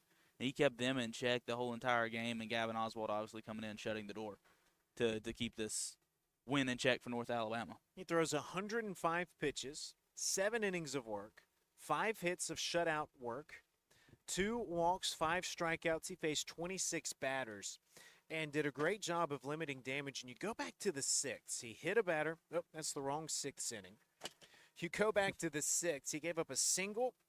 Then after a sac bunt, he goes walk to load the bases. And the best hitter in the Lipscomb lineup today, David Coppage, steps up. He was the Game 2 hero with a 3-run home run. And what does he do, Grant? He gets a 6-4-3 inning-ending double play. Leighton Jenkins to Jonathan Lane to Petey Kraska. And that right there ignited this UNA team. Absolutely, and that gave kind of the boost that they needed. And we talked all day of how good Morrell was with traffic on the base pass, and he shut the door with that. But that double play ignited the offense, got a few more runs in the bottom half of the 6th, added some insurance, and that was all the Lions needed. Then offensively, North Alabama struck first for a run in the first and really felt like we were going to get a couple more throughout this ball game. But it was that double play that really ignited the offense in the 6th inning. And, yeah, it was gift wrap, but you know what? All the 4 runs that North Alabama scored today were from batters being hit or walked. Yeah, and like even if you get those on, like you still have to drive them in. And for UNA, they capitalized on the opportunities that they were given. And yesterday, kind of the same story you saw in Game 2, Lions allowing 3 walks to come in and score over the course of the day in Game 2, but today able to make the most of the opportunities they were given, as Coach Prackniak will join us now. We're going to welcome head coach Chad Prackniak in to the broadcast. We've got no Atlanta Braves to jump to for just a little while. Coach, big win today for your team, 4-1 after the tough, dramatic loss last night. I know this one has to feel good today. Good bounce back. Yeah, good bounce back. And the message last night coming into today is like we are going to have to earn our opportunities to get to this postseason. And nothing's going to happen by accident. I feel like everything we're going through, like we have to go head on, and what might feel like an obstacle or something that's going to prevent us from doing the thing we want to do, I think it's going to make us stronger. And when we punch our ticket, it's going to be the best version of us because of it. That's right. And we all came to the park today expecting to see Bryson Parrish throw. And then, to our surprise, Dylan Morrell takes the mound. And Coach, reliever, been one of your better reliever arms, 7 innings, 5 hits, shutout effort. How big was he today? He was huge. And Dylan, before he got to us, when he was at Felician, Division II school in New Jersey, he spent time as a starter, so he has been stretched out. And even for us out of the bullpen, he's gone 5 innings before, so we knew we could get some length from him, but 7 innings was definitely on the high end. But he was awesome. He was composed, competitive, worked out of some really big jams, and made big pitches for us. And Coach, talk about the offense today. You yesterday was able to kind of capitalize on some of the walks and the hit by pitches you had, but today a lot of your runs coming by that. Talk about kind of the offensive approach in today's game. Their starter had good stuff, and I think one of the keys was it's tough to string together 3 or 4 hits in an inning on him, so you have to be willing to take a walk or a hit by pitch. We did some small ball things there to create some offense, but I think our offense has to have the ability to evolve depending on the situation, and it was good to see basically the bottom of the order got us 2 runs there with just execution stuff. Defensively, Dylan Morrell got in a little bit of trouble in the 6th, right? And I didn't know how much longer he'd go, but you left him out there because he'd been a warrior today. But he got some big help from Jenkins and Lane turning that double play, and how much did that kind of spark things overall? That was a big turning point in the game. So it just, if we did not retire that hitter before the double play, we were probably going to go to the bullpen. But we got out of the inning with the double play, and even the matchups, we just like the righty on righty matchups to start the next inning, and it gave us a chance to run him back out there in the 7th, which was big. Jonathan Lane, 206 career hit, moves past the tie for Josh Willingham, now alone in 4th place. He got his 200th on this field. Now he passes Josh Willingham on this field. And how about in the first 2.5 weeks of play here, we get a couple of milestone moments? It's good to see Johnny get rewarded for basically the career he's had here. And now that we have the new ballpark, it's cool to see Johnny have some of his, I'd say, historical moments come on this field with the new facility. Well, Coach, you guys will end the weekend 3rd place in the conference standings, 6 games to play. How much are you talking with this team about what's on the line and what they can achieve? Yeah, I think they're pretty aware of what's what, and it comes down to us just playing good baseball and getting wins. And the good thing for us is we don't have to scoreboard watch, and I like to keep it that way. We're just, if we take care of business, we can punch the ticket on our terms, and that's got to be our focus. But we're in a position now. We're playing meaningful games at the end of the year, and even that is a big step for us, and we look to hopefully cash in and get to the tournament. We can't wait for that moment. UT Martin on Tuesday, back home next weekend, Eastern Kentucky. Final time at the new park this year. Final time of what the park looks like right now. It'll be Senior Day, big weekend. Coach, congratulations on the win today, and best of luck this week. Thanks, guys. Thank you. It's North Alabama head coach Jad Prakniak. Right now, Chase Glover's walking our way with our Bojangles famous chicken and biscuits. It's bow time player of the game, Dylan Morrill. We'll give Dylan just a moment to make it over here. And Grant, you heard Coach sum it up right there. If we get into the tournament, it's going to be because of we're being the best version of ourselves. And today, it's the best version of UNA. Yeah, absolutely. And like he said, when Lions are playing meaningful and good baseball down the stretch here, and it's a big step for the program, and it's definitely something that needs to happen for the Lions to make the ASUN tournament. So we welcome in our Bojangles famous chicken and biscuits. It's bow time. Player of the game, Dylan Morrill, 7 innings, 5 hits, no runs allowed, 2 walks. He struck out 5. And Dylan, congratulations, picking up the win today. How did it feel out there on the mound when you got your number called that you'd be starting? I felt awesome. Coach texted me last night that I was getting the start, and I was very excited knowing that I was a starter at my old school, and just happy for the opportunity. When you get that text message, how did your mind immediately shift from, okay, I haven't thrown, well, I get to go today, to, hey, it's my show? Just knowing that I've been good all year with little ups and downs, and knowing that our team needed this big win after the past 2 days, hoping we didn't get swept. So that's about it. And Dylan, you go 7 innings today, 105 pitches, and just kind of talk about just your longest out in the year. How was it? Just kind of having to be kind of the mainstay for the pitching staff so far this game. It was awesome, going 7. I love being out there. So coming at the pen and then starting, I as a pitcher, nothing feels better than going the distance and going 7. So it was pretty awesome. Yeah, nothing feels better than going the distance, and I'm sure getting out of jams. Take us into that 6th inning. It ran into a little bit of trouble. When Coach Prakniak came out, did you think that might be the end of the line for you? Did you fight to stay out there? Well, at first, I didn't really fight, no. He trusts me to do my job and get the job done. At first, I did think I was getting pulled, especially after getting hit by the ball. But now I was fired up. After Johnny and LJ, they've been great all year on defense, and that double play just fired me up and helped me get through the 7th eventually. Big win. You turn it over to Oswald. And what about Gavin kind of finishing it off? Gavin's been great all year, and I knew he was going to get the job done. So big win, big outing from you, Dylan. Thanks for chatting with us. Congratulations, sir. Thank you. It's our Bojangles famous chicken and biscuits. It's bow time. Player of the game, Dylan Morrill. Well, that'll do it for us. This is our final broadcast of the year on 93.9 to The Score. We appreciate Greg Thornton for carrying these games. Thanks to James Moody and Blair back at the station for their job producing. And we'll be back with you next weekend on our social streams for the final 3 games as North Alabama continues the pursuit to make the ASUN tournament, make a run as well. Maybe make a regional if we can go and win this tournament. So, Grant, a good way to wrap up this Sunday, and can't wait to do it again next week. Absolutely. Can't wait. So for Ty Coulter here producing on site, for Grant Wakefield, I'm Benjamin Ray saying thanks for tuning in, and Roar Lions.